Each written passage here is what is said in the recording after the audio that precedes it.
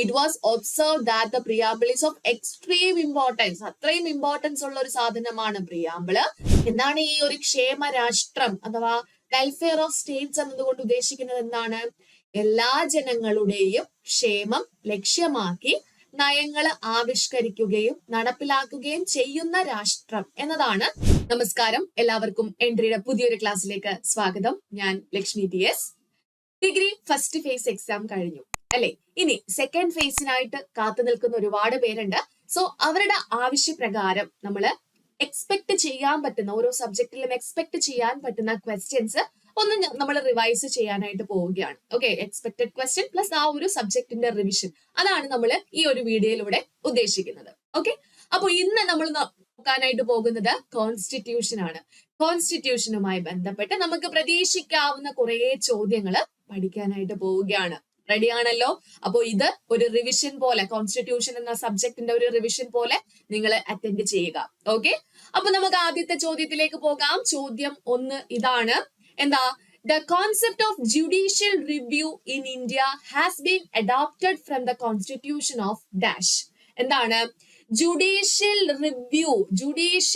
Review എന്ന ആശയം നമ്മുടെ ഇന്ത്യൻ ഭരണഘടന കടമെടുത്തിട്ടുള്ളത് എവിടെ നിന്നാണെന്നാണ് നമ്മളോട് ചോദിച്ചിട്ടുള്ളത്. ഓക്കെ, അപ്പൊ നമുക്ക് അവിടെ ഇമ്പോർട്ടന്റ് ആയിട്ട് പഠിച്ചിരിക്കേണ്ടത് ഒരു ടോപ്പിക് ആണ്. നമ്മുടെ ഇന്ത്യൻ ഭരണഘടന കടമെടുത്തിട്ടുള്ള ആശയങ്ങൾ ഏതൊക്കെ രാജ്യങ്ങളിൽ നിന്നാണെന്നുള്ളത്.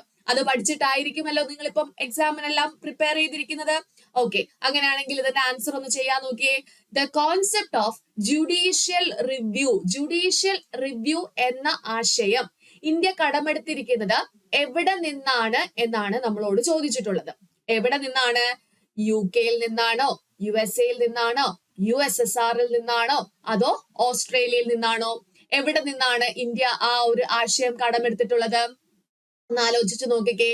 Judicial review. എന്താണ് ജുഡീഷ്യൽ റിവ്യൂ എന്ന് അറിഞ്ഞുകൂടാത്തവരായിട്ട് ആരെങ്കിലും ഉണ്ടോ?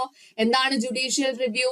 നമ്മള് ഭരണഘടനയെ ലംഘിക്കുന്ന തരത്തിലുള്ള നിയമങ്ങള് എന്ത് ചെയ്യുന്നു? പാർലമെന്റ് പാസ്സാക്കുകയോ സംസ്ഥാന നിയമസഭകൾ പാസ്സാക്കുകയോ ചെയ്യുകയാണെങ്കിൽ അതിനെ, ആ നിയമങ്ങളെ അസാധുവാക്കാനുള്ള ഹൈക്കോടതിയുടെയും സുപ്രീം കോടതിയുടെയും ആ ഒരു പവറിനെയാണ് നമ്മൾ എന്തെന്ന് വിളിക്കുന്നത്? ജുഡീഷ്യൽ റിവ്യൂ എന്ന് വിളിക്കുന്നത് അല്ലെ? അപ്പൊ എന്താണ് ജുഡീഷ്യൽ റിവ്യൂ? ഭരണഘടനയെ ലംഘിക്കുന്ന തരത്തിലുള്ള നിയമങ്ങളെ അസാധുവാക്കുന്ന സുപ്രീം കോടതിയുടെയും ഹൈക്കോടതിയുടെയും പവറിനെയാണ് നമ്മൾ ജുഡീഷ്യൽ റിവ്യൂ എന്ന് വിളിക്കുന്നത്. സോ ഈ ഒരു ആശയം നമ്മുടെ ഇന്ത്യൻ ഭരണഘടന എവിടെ നിന്നാണ് കടമെടുത്തിട്ടുള്ളത്? ആൻസർ പറയട്ടെ. ആൻസർ കിട്ടിക്കാണുമല്ലോ. ഏതാണ്? USA നിന്നാണ് അല്ലെ? നമ്മുടെ അമേരിക്കൻ ഭരണഘടനയിൽ നിന്നും കടമെടുത്ത ഒരു ആശയമാണ് ജുഡീഷ്യൽ റിവ്യൂ എന്ന് പറയുന്നത് അല്ലെ? എങ്കിൽ അമേരിക്കയിൽ നിന്നും നമ്മൾ വേറെയും കുറെ കാര്യങ്ങൾ കടമെടുത്തിട്ടുണ്ടല്ലോ. എന്തൊക്കെയാണ്? ഏറ്റവും ഇമ്പോർട്ടന്റ് ആയിട്ട് റിട്ടൺ കോൺസ്റ്റിറ്റ്യൂഷൻ അല്ലെ? ലിഖിത ഭരണഘടന. ആ ഒരു ആശയം നമ്മൾ ആദ്യം തന്നെ അവിടെ നിന്നാണ് കടമെടുത്തത്, അമേരിക്കയിൽ നിന്നാണ് അല്ലെ? അതുപോലെ പ്രിയാമ്പിള്, അതുപോലെ ഈക്വൽ പ്രൊട്ടക്ഷൻ ഓഫ് ലോ അല്ലെ? നിയമത്തിന് മുന്നിൽ എല്ലാവരും തുല്യരാണ്, എല്ലാവർക്കും തുല്യ നിയമ സംരക്ഷണം. അത് നമ്മൾ എവിടെ നിന്നാണ് കടമെടുത്തത്? അമേരിക്കയിൽ നിന്നാണ്. മെയിൻ ആയിട്ട് നമ്മുടെ മൗലിക അവകാശങ്ങൾ എവിടെ നിന്നാണ് കടമെടുത്തത്? അമേരിക്കയിൽ നിന്നാണ് അല്ലെ? അതുപോലെ രാഷ്ട്രപതിയെ പുറത്താക്കുന്ന ഇംപീച്ച്മെന്റ് അല്ലെ? ഇംപീച്ച്മെന്റ് ഓഫ് പ്രസിഡന്റ്, ആ ഒരു ആശയവും എവിടെ നിന്നാണ് കടമെടുത്തതെന്ന് ചോദിച്ചാൽ നമ്മൾ പറയും എവിടെ നിന്നാണ്? അമേരിക്കയിൽ നിന്നാണ് അല്ലെ? അപ്പൊ ആ കാര്യങ്ങളെല്ലാം ഓർമ്മയുണ്ടല്ലോ. The concept of judicial review has been adopted from the US constitution. It means that the constitution is the supreme law of the land. Constitution ആണ് ആ ഒരു സുപ്രീം ലോ എന്ന് പറയുന്നത്. And any law inconsistent with it can be declared null and void by the judiciary. അപ്പൊ ഭരണഘടനയാണ് ഏറ്റവും തലപ്പത്തുള്ളത്. ഭരണഘടനയെ ലംഘിക്കുന്ന തരത്തിലുള്ള നിയമങ്ങള് ഏതെങ്കിലും പാർലമെന്റോ അല്ലെങ്കിൽ ഏതെങ്കിലും സംസ്ഥാന നിയമസഭകളോ പാസ്സാക്കുകയാണെങ്കിൽ അത് എന്ത് ചെയ്യാം? റദ്ദാക്കാൻ അല്ലെങ്കിൽ അത് മൊത്തത്തില് അസാധുവാക്കാനുള്ള കഴിവ് അല്ലെങ്കിൽ അതിനുള്ള പവർ ആർക്കുണ്ട്? സുപ്രീം കോടതിക്കും ഹൈക്കോടതിക്കും ഉണ്ട്. സോ അതിനെയാണ് നമ്മൾ എന്തെന്ന് വിളിക്കുന്നത്? ജുഡീഷ്യൽ റിവ്യൂ എന്ന് വിളിക്കുന്നത് അല്ലെ? നീതി ന്യായ പുനഃപരിശോധന എന്നൊക്കെയാണ് നമ്മൾ മലയാളത്തിൽ പറയുന്നത്. അപ്പൊ മനസ്സിലായല്ലോ, അമേരിക്കയിൽ നിന്ന് നമ്മൾ കടമെടുത്തിട്ടുള്ള ഒരാശയമാണ് ജുഡീഷ്യൽ റിവ്യൂ. ഓക്കെ അല്ലേ? ഒന്നാമത്തെ ചോദ്യം നമ്മൾ പഠിച്ചു. ഇനി രണ്ടാമത്തെ ചോദ്യം ഒന്ന് നോക്കിക്കേ. എങ്ങനെയൊക്കെയാണ് നമുക്ക് കോൺസ്റ്റിറ്റ്യൂഷനിൽ ക്വസ്റ്റ്യൻ വരുന്നത് കേട്ടോ. ക്വസ്റ്റ്യൻ ഒന്ന് നോക്കിക്കേ.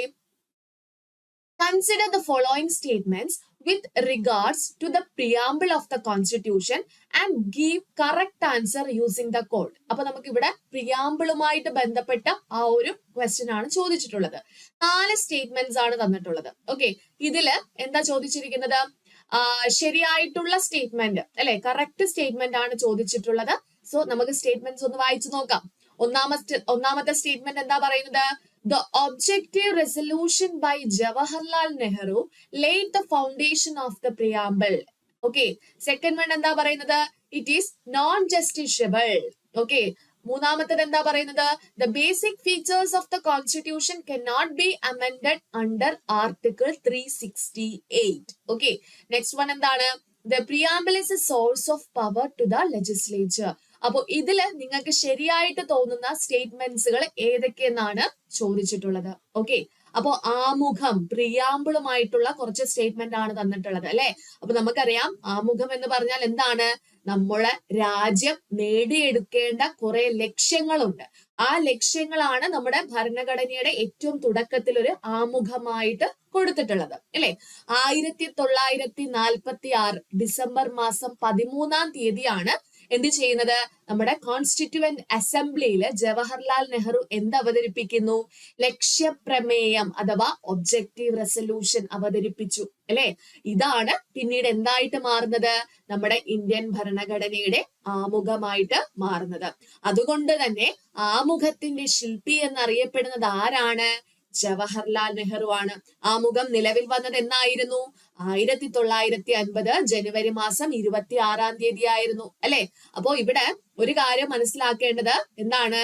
ആമുഖം ന്യായവാദത്തിന് അർഹമല്ല, നോൺ ജസ്റ്റിഷ്യബിൾ ആണ്. അതായത് നമുക്ക് അതൊക്കെ ആമുഖത്തിലുള്ള എന്തെങ്കിലും വ്യവസ്ഥകളൊക്കെ ലംഘിക്കുകയാണെങ്കിൽ നമുക്ക് കോടതി വഴി നീങ്ങാനായിട്ട് സാധിക്കത്തില്ല. കോടതി വഴി അത് പുനഃസ്ഥാപിക്കാനായിട്ടുള്ള മൗലികാവകാശങ്ങൾ ലംഘിക്കുന്ന തരത്തില് നമുക്ക് കോടതിയെ സമീപിക്കാനൊന്നും ആമുഖത്തിൽ എന്തെങ്കിലും മാറ്റങ്ങൾ വരുന്നതിന് വേണ്ടിയിട്ടോ അല്ലെങ്കിൽ അത് നടപ്പിലാക്കുന്നതിന് വേണ്ടിയിട്ടും കോടതിയുടെ മുന്നാകെ പോകാനായിട്ട് സാധിക്കത്തില്ല. ആമുഖം ന്യായവാദത്തിന് അർഹമല്ല. ഓക്കെ, അപ്പൊ ആ ഒരു കാര്യമാണ് നമ്മൾ അവിടെ അറിഞ്ഞിരിക്കേണ്ടത്. ഓക്കെ, പിന്നെ വേറൊരു കാര്യം എന്ന് പറയുന്നത് ആമുഖവുമായി ബന്ധപ്പെട്ട 2 കേസുകളുണ്ട്. അതായത് ഒന്ന് ബർബാറി കേസാണ്. അതായത് ആമുഖം ഇന്ത്യൻ ഭരണഘടനയുടെ ഭാഗമല്ല എന്ന് സുപ്രീം കോടതി പ്രസ്താവിച്ച ഒരു കേസായിരുന്നു ബർബാറി കേസ് എന്ന് പറയുന്നത്. അതിനുശേഷം നമ്മുടെ കേരളത്തിൽ നിന്ന് കേശവാനന്ദ ഭാരതി എന്നുള്ള ആള് എന്ത് ചെയ്യുന്നു? കേസ് കൊടുക്കുന്നു അല്ലെ. 1973 കേശവാനന്ദ ഭാരതി കേസിലാണ് എന്ത് പറയുന്നത്? ആർട്ടിക്കിൾ 368 പ്രകാരം എന്ത് ചെയ്യാം? ആമുഖത്തില് ഭേദഗതി വരുത്താൻ കഴിയുമോ എന്ന ചോദ്യമായിരുന്നു കേശവാനന്ദ ഭാരതി കേസിൽ മുന്നോട്ട് വെച്ചത്. അങ്ങനെ കോടതി വിധി പറയുകയുണ്ടായി. ആമുഖം എന്താണ്? ഭരണഘടനയുടെ ഭാഗമാണ്. അടിസ്ഥാന സവിശേഷതകളിൽ ഫണ്ടമെന്റൽ ആയിട്ടുള്ള ആ ഒരു ബേസിക് ഫങ്ഷൻസിലൊന്നും ഒരു ഭേദഗതിയും വരുത്താതെ എന്ത് ചെയ്യാം? ഭരണഘടനയ്ക്ക് വിധേയമായിട്ട് ആമുഖത്തിൽ ഭേദഗതി വരുത്താം. അവിടെ ആമുഖത്തിൽ ചെറിയ ചെറിയ മാറ്റങ്ങൾ വരുത്താം എന്നും പറഞ്ഞ് അതിന്റെ മൊത്തത്തിലുള്ള അടിസ്ഥാന ഘടനയെ ബാധിക്കുന്ന തരത്തിൽ എന്ത് ചെയ്യാൻ പറ്റത്തില്ല? ഭേദഗതി ചെയ്യാൻ പറ്റത്തില്ല. അപ്പൊ അത് പറഞ്ഞിരുന്നത് ആർട്ടിക്കിൾ 368 പ്രകാരം ഭരണഘടനാ ഭേദഗതിയുമായി ബന്ധപ്പെട്ട ഒരു കേസായിരുന്നു അത് അല്ലെ. അപ്പൊ അങ്ങനെയാണ് അങ്ങനെ ഒരു വിധി വരുന്നത്. പിന്നെ എന്താണ്? നിയമനിർമ്മാണ സഭയ്ക്ക് അധികാരം നൽകുന്ന ഒരു സ്രോതസ്സാണ് പ്രിയാമ്പിൾ എന്ന് പറയാൻ പറ്റത്തില്ല. അതാണ് അടുത്തൊരു സ്റ്റേറ്റ്മെന്റ് പറയുന്നത്. നമുക്ക് നിയമനിർമ്മാണ സഭയുമായിട്ട് ആ ഒരു പ്രിയാമ്പിളിന് എന്തെങ്കിലും ഒരു ബന്ധമുണ്ടോ? നമ്മൾ എന്തെങ്കിലും നിയമനിർമ്മാണ സഭയില് നിയമങ്ങൾ നിർമ്മിക്കുന്ന സമയത്ത് ആമുഖത്തിൽ നിന്നുള്ള കാര്യങ്ങൾ വല്ലതും എടുത്ത് പറയുകയോ അല്ലെങ്കിൽ ആമുഖത്തിൽ അതിനെപ്പറ്റി പരാമർശിക്കുകയോ അങ്ങനെ എന്തെങ്കിലും പവർ നമ്മുടെ നിയമനിർമ്മാണ സഭയ്ക്ക് വല്ലതും കൊടുക്കുന്നുണ്ടോ പ്രിയാമ്പിള്? ഇല്ലല്ലോ. അപ്പൊ അതും എന്താണ്? തെറ്റാണ് അല്ലെ. അപ്പൊ ഇതിൽ നിന്ന് നിങ്ങൾക്ക് എന്തൊക്കെ മനസ്സിലായി? ഈ 4 സ്റ്റേറ്റ്മെന്റിൽ നിന്നും നമുക്ക് മനസ്സിലായി objective resolution by Jawaharlal Nehru laid the foundation of preamble അല്ലെ. പ്രിയാമ്പിളിന് ആ ഒരു അടിസ്ഥാനം എന്ന് പറയുന്നത് ജവഹർലാൽ നെഹ്റുവിന്റെ ഒബ്ജക്റ്റീവ് റെസൊല്യൂഷൻ ലക്ഷ്യപ്രമേയമായിരുന്നു. ഇനി ഇറ്റ് ഈസ് നോൺ ജസ്റ്റിഷ്യബിൾ അല്ലെ, നീതിന്യായവാദത്തിന് അർഹമല്ല. ഓക്കെ, അതുപോലെ തന്നെ the basic features of the constitution cannot be amended under article 368. Article 368 കീഴിൽ ഈ ഒരു കോൺസ്റ്റിറ്റ്യൂഷനെ ബാധിക്കുന്ന ബേസിക് ഫീച്ചേഴ്സ് ഒന്നും അമെൻഡ് ചെയ്യാൻ പറ്റത്തില്ല എന്ന് പറയുന്നു. നാലാമത്തത് എന്താണ്? The preamble is a source of power to the legislature. ലെജിസ്ലേഷന് അധികാരം കൊടുക്കുന്ന ഒരു സോഴ്സ് ആണോ പ്രിയാമ്പിള്? അല്ലല്ലോ. അതുകൊണ്ട് തന്നെ ഇവിടെ കറക്റ്റ് സ്റ്റേറ്റ്മെന്റ് ആയിട്ട് നമുക്ക് പറയാൻ സാധിക്കുന്നത് ഏതൊക്കെയാണ്? 1, 2, 3 ആണ്. അതായത് ഈ നാലാമത്തെ സ്റ്റേറ്റ്മെന്റ് എന്താണ്? തെറ്റാണ് അല്ലേ? അപ്പൊ അത് ഓർത്ത് വെച്ചിരിക്കുക. ഓക്കെ, അപ്പൊ അതിന്റെ എക്സ്പ്ലനേഷൻ ആണ് ഇവിടെ കൊടുത്തിരിക്കുന്നത്. The preamble to the Indian constitution is based on the objective resolution drafted and moved by Jawaharlal Nehru and adopted by the Constituent Assembly. It is non-justiciable. That is, its provisions are not enforceable in the court of law. Okay, the Supreme Court held that the preamble is a part of Constitution. Supreme Court പറയുകയുണ്ടായി preamble എന്താണ്? കോൺസ്റ്റിറ്റ്യൂഷന്റെ ഭാഗമാണ്. അതിനെ എന്ത് ചെയ്യാം? Can be amended. അതിനെ amend ചെയ്യാം. അത് പക്ഷെ അവിടുത്തെ ബേസിക് കണ്ടീഷൻസ് എല്ലാം പാലിച്ചായിരിക്കണം അവിടെ അമെൻഡ്മെന്റ് നടത്തേണ്ടത്. The preamble is neither A source of power to legislature nor A prohibition upon the power of legislature. നിയമനിർമ്മാണത്തിന് ഒരു തരത്തിലുള്ള കാര്യവും എന്ത് വരുന്നില്ല? പ്രിയാമ്പിളിന്റെ സൈഡിൽ നിന്നും വരുന്നില്ല. ഓക്കെ, അവിടെ സോഴ്സ് പവറിനുള്ള ഒരു ഇത് കൊടുക്കുന്നുമില്ല, എന്നാൽ അവരുടെ പവറിനെ ഒന്നും തന്നെ പ്രൊഹിബിറ്റ് ചെയ്യുന്ന രീതിയിലും പ്രിയാമ്പിൾ അവിടെ പ്രവർത്തിക്കുന്നില്ല എന്ന് മനസ്സിലാക്കി വെച്ചിരിക്കുക. ഓക്കെ, അപ്പൊ ഇങ്ങനെ പ്രിയാമ്പിളിൽ നിന്നും നമുക്ക് ചോദ്യങ്ങൾ പ്രതീക്ഷിക്കാം. ഓക്കെ അല്ലേ? അപ്പൊ ആ ഒരു കാര്യം നമ്മൾ പഠിച്ചു കഴിഞ്ഞേ. ഇനി അടുത്ത ക്വസ്റ്റ്യനിലേക്ക് പോയാലോ? അടുത്ത ക്വസ്റ്റ്യൻ എന്താണ്? Which of the following objectives is not embodied in the preamble of the constitution of India? എന്തൊക്കെയാണ് ഓപ്ഷൻസ് തന്നിട്ടുള്ളത്? Liberty of thought, liberty of thought, economic liberty, liberty of expression and liberty of belief. ഇതില് ഏതാണ് നമ്മുടെ ഭരണഘടന ഉറപ്പ് നൽകാത്തത്? അതായത് പ്രിയാമ്പിളിൽ ഉൾപ്പെട്ടിട്ടില്ലാത്ത liberty ഏതെന്നാണ് ചോദിച്ചിട്ടുള്ളത്. ഓക്കെ, അപ്പോ നമ്മൾ മനസ്സിലാക്കി വെച്ചിരിക്കുക, ആമുഖത്തിന്റെ പ്രധാനപ്പെട്ട ലക്ഷ്യങ്ങൾ എന്ന് പറയുന്നത് എന്തൊക്കെയാണ്? നമുക്ക് 4 തരത്തിലുള്ള ലക്ഷ്യങ്ങളാണ് ആമുഖത്തിന്റെ ലക്ഷ്യങ്ങളായിട്ട് പറയുന്നത്. എന്തൊക്കെയാണ്? ഒന്ന് നീതിയാണ് അല്ലെ? നീതി, ജസ്റ്റിസ് ആണ്. അതുപോലെ രണ്ടാമത്തതാണ് ലിബർട്ടി അഥവാ സ്വാതന്ത്ര്യം എന്ന് പറയുന്നത്. ദെൻ സമത്വം അല്ലെ? എന്താണ്? ഇക്വാലിറ്റി ഉണ്ട്. അതുപോലെ തന്നെ സാഹോദര്യമുണ്ട് അല്ലെ? അപ്പൊ ഈ 4 കാര്യങ്ങളാണ് നമ്മുടെ ആമുഖത്തിന്റെ ലക്ഷ്യങ്ങളായിട്ട് നമ്മൾ പഠിക്കുന്നത്. എന്തൊക്കെയാണ്? നീതി, സ്വാതന്ത്ര്യം, സമത്വം, സാഹോദര്യം. ഒന്ന് പറഞ്ഞേ. നീതി, സ്വാതന്ത്ര്യം, സമത്വം, സാഹോദര്യം. അതില് സ്വാതന്ത്ര്യത്തിൽ നിന്നാണ് നമ്മളോട് ഇവിടെ ചോദ്യം ചോദിച്ചിരിക്കുന്നത്. ഓക്കെ, അപ്പൊ സ്വാതന്ത്ര്യം എന്ന് പറയുമ്പോൾ ലിബർട്ടി എന്നതിലൂടെ ഒരു വ്യക്തിക്ക് എന്തിനൊക്കെ ഉള്ള സ്വാതന്ത്ര്യമാണ് നമ്മുടെ ഭരണഘടന നൽകുന്നതെന്ന് ചോദിച്ചാൽ, ഒന്ന് ചിന്തിക്കുന്നതിനുള്ള സ്വാതന്ത്ര്യം, ലിബർട്ടി ഓഫ് തോട്ട് ആണ് അല്ലെ? ചിന്തിക്കുന്നതിനുള്ള സ്വാതന്ത്ര്യം. അതുപോലെ ആവിഷ്കാര സ്വാതന്ത്ര്യമുണ്ട് അല്ലെ? ആവിഷ്കാര സ്വാതന്ത്ര്യം എന്ന് പറഞ്ഞാൽ എന്താണ്? ലിബർട്ടി ഓഫ് എക്സ്പ്രഷൻ ആണ് അല്ലെ? അതുപോലെ എന്താണ്? വിശ്വസിക്കാനുള്ള വിശ്വാസ സ്വാതന്ത്ര്യവും എന്തിലും വിശ്വസിക്കുന്നതിനുള്ള സ്വാതന്ത്ര്യവും എന്ത് ചെയ്യുന്നുണ്ട്? നമ്മുടെ ഭരണഘടന നൽകുന്നുണ്ട്. അപ്പം 3 തരത്തിലുള്ള സ്വാതന്ത്ര്യങ്ങളാണ് നമ്മുടെ ഭരണഘടന ഉറപ്പ് നൽകുന്നത്. ഒന്ന് ചിന്താ സ്വാതന്ത്ര്യം, ആവിഷ്കാര സ്വാതന്ത്ര്യം, അതുപോലെ തന്നെ വിശ്വസിക്കാനുള്ള സ്വാതന്ത്ര്യം. അപ്പം ലിബർട്ടി ഓഫ് തോട്ട് ഉണ്ട്, ലിബർട്ടി ഓഫ് എക്സ്പ്രഷൻ ഉണ്ട്, ലിബർട്ടി ഓഫ് ബിലീഫ് ഉണ്ട്. അപ്പൊ ഇതിനകത്ത് നമ്മുടെ ഭരണഘടന ഉറപ്പ് നൽകാത്ത ഒരു ലിബർട്ടി ഏതെന്ന് ചോദിച്ചാൽ അത് എക്കണോമിക് ലിബർട്ടി ആണ്, സാമ്പത്തിക സ്വാതന്ത്ര്യം. അങ്ങനെ ഒരു കാര്യം നമ്മുടെ ഭരണഘടനയിൽ എന്ത് ചെയ്യുന്നില്ല? ഉൾപ്പെടുത്തിയിട്ടില്ല എന്ന് മനസ്സിലാക്കി വെച്ചിരിക്കുക. ഓക്കെ, അപ്പൊ പ്രിയാമ്പിളിനകത്ത് സ്വാതന്ത്ര്യം എന്നതുകൊണ്ട് ഉദ്ദേശിക്കുന്നത് എന്ത് തരത്തിലുള്ള സ്വാതന്ത്ര്യമാണ്? നമുക്ക് ചിന്തിക്കുന്നതിനുള്ള സ്വാതന്ത്ര്യം, ആവിഷ്കാര സ്വാതന്ത്ര്യം, വിശ്വാസ സ്വാതന്ത്ര്യം. ഓക്കെ, അങ്ങനെ 3 തരത്തിലുള്ള സ്വാതന്ത്ര്യങ്ങളാണ് ഉറപ്പ് നൽകിയിട്ടുള്ളതെന്ന് ഓർത്തു വെച്ചിരിക്കുക. അതുകൊണ്ട് തന്നെ ആൻസർ ഇവിടെ വരുന്നത് എന്തായിരിക്കും? എക്കണോമിക് ലിബർട്ടി ആയിരിക്കും. ഓക്കെ, എക്കണോമിക് ലിബർട്ടി ആണ് ഇവിടെ ആൻസർ ആയിട്ട് വരുന്നത്. ഓക്കെ, ഇനി the preamble, ഇതിന്റെ എക്സ്പ്ലനേഷൻ എന്താ പറയുന്നത്? The preamble in its present context provides liberty of thought, expression, belief, faith and worship. അല്ലെ? വിശ്വസിക്കുന്നതിനും എന്താണ് ഓരോന്ന് അനുഷ്ഠിക്കുന്നതിനുമുള്ള നമ്മുടെ മതസ്വാതന്ത്ര്യമൊക്കെ അനുഷ്ഠിക്കുന്നതിനുള്ള ഒരു സ്വാതന്ത്ര്യം നൽകുന്നുണ്ട്.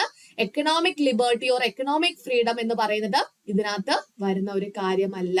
ഓക്കെ, അത് ഉൾപ്പെടുന്നത് ഏതിനകത്താണ്? റൂൾ ഓഫ് ലോ, നിയമവാഴ്ചയിലും പ്രോപ്പർട്ടി റൈറ്റ്സിലും അതുപോലെ openness of the market, protection of property റൈറ്റ്സിലൊക്കെയാണ് എന്ത് വരുന്നത്? അവിടെ ഒരു എക്കണോമിക് ലിബർട്ടി എന്നുള്ള കാര്യം വരുന്നത്. ഓക്കെ, പ്രിയാമ്പിളിന്റെ അതിനകത്ത് എന്ത് വരുന്നില്ല?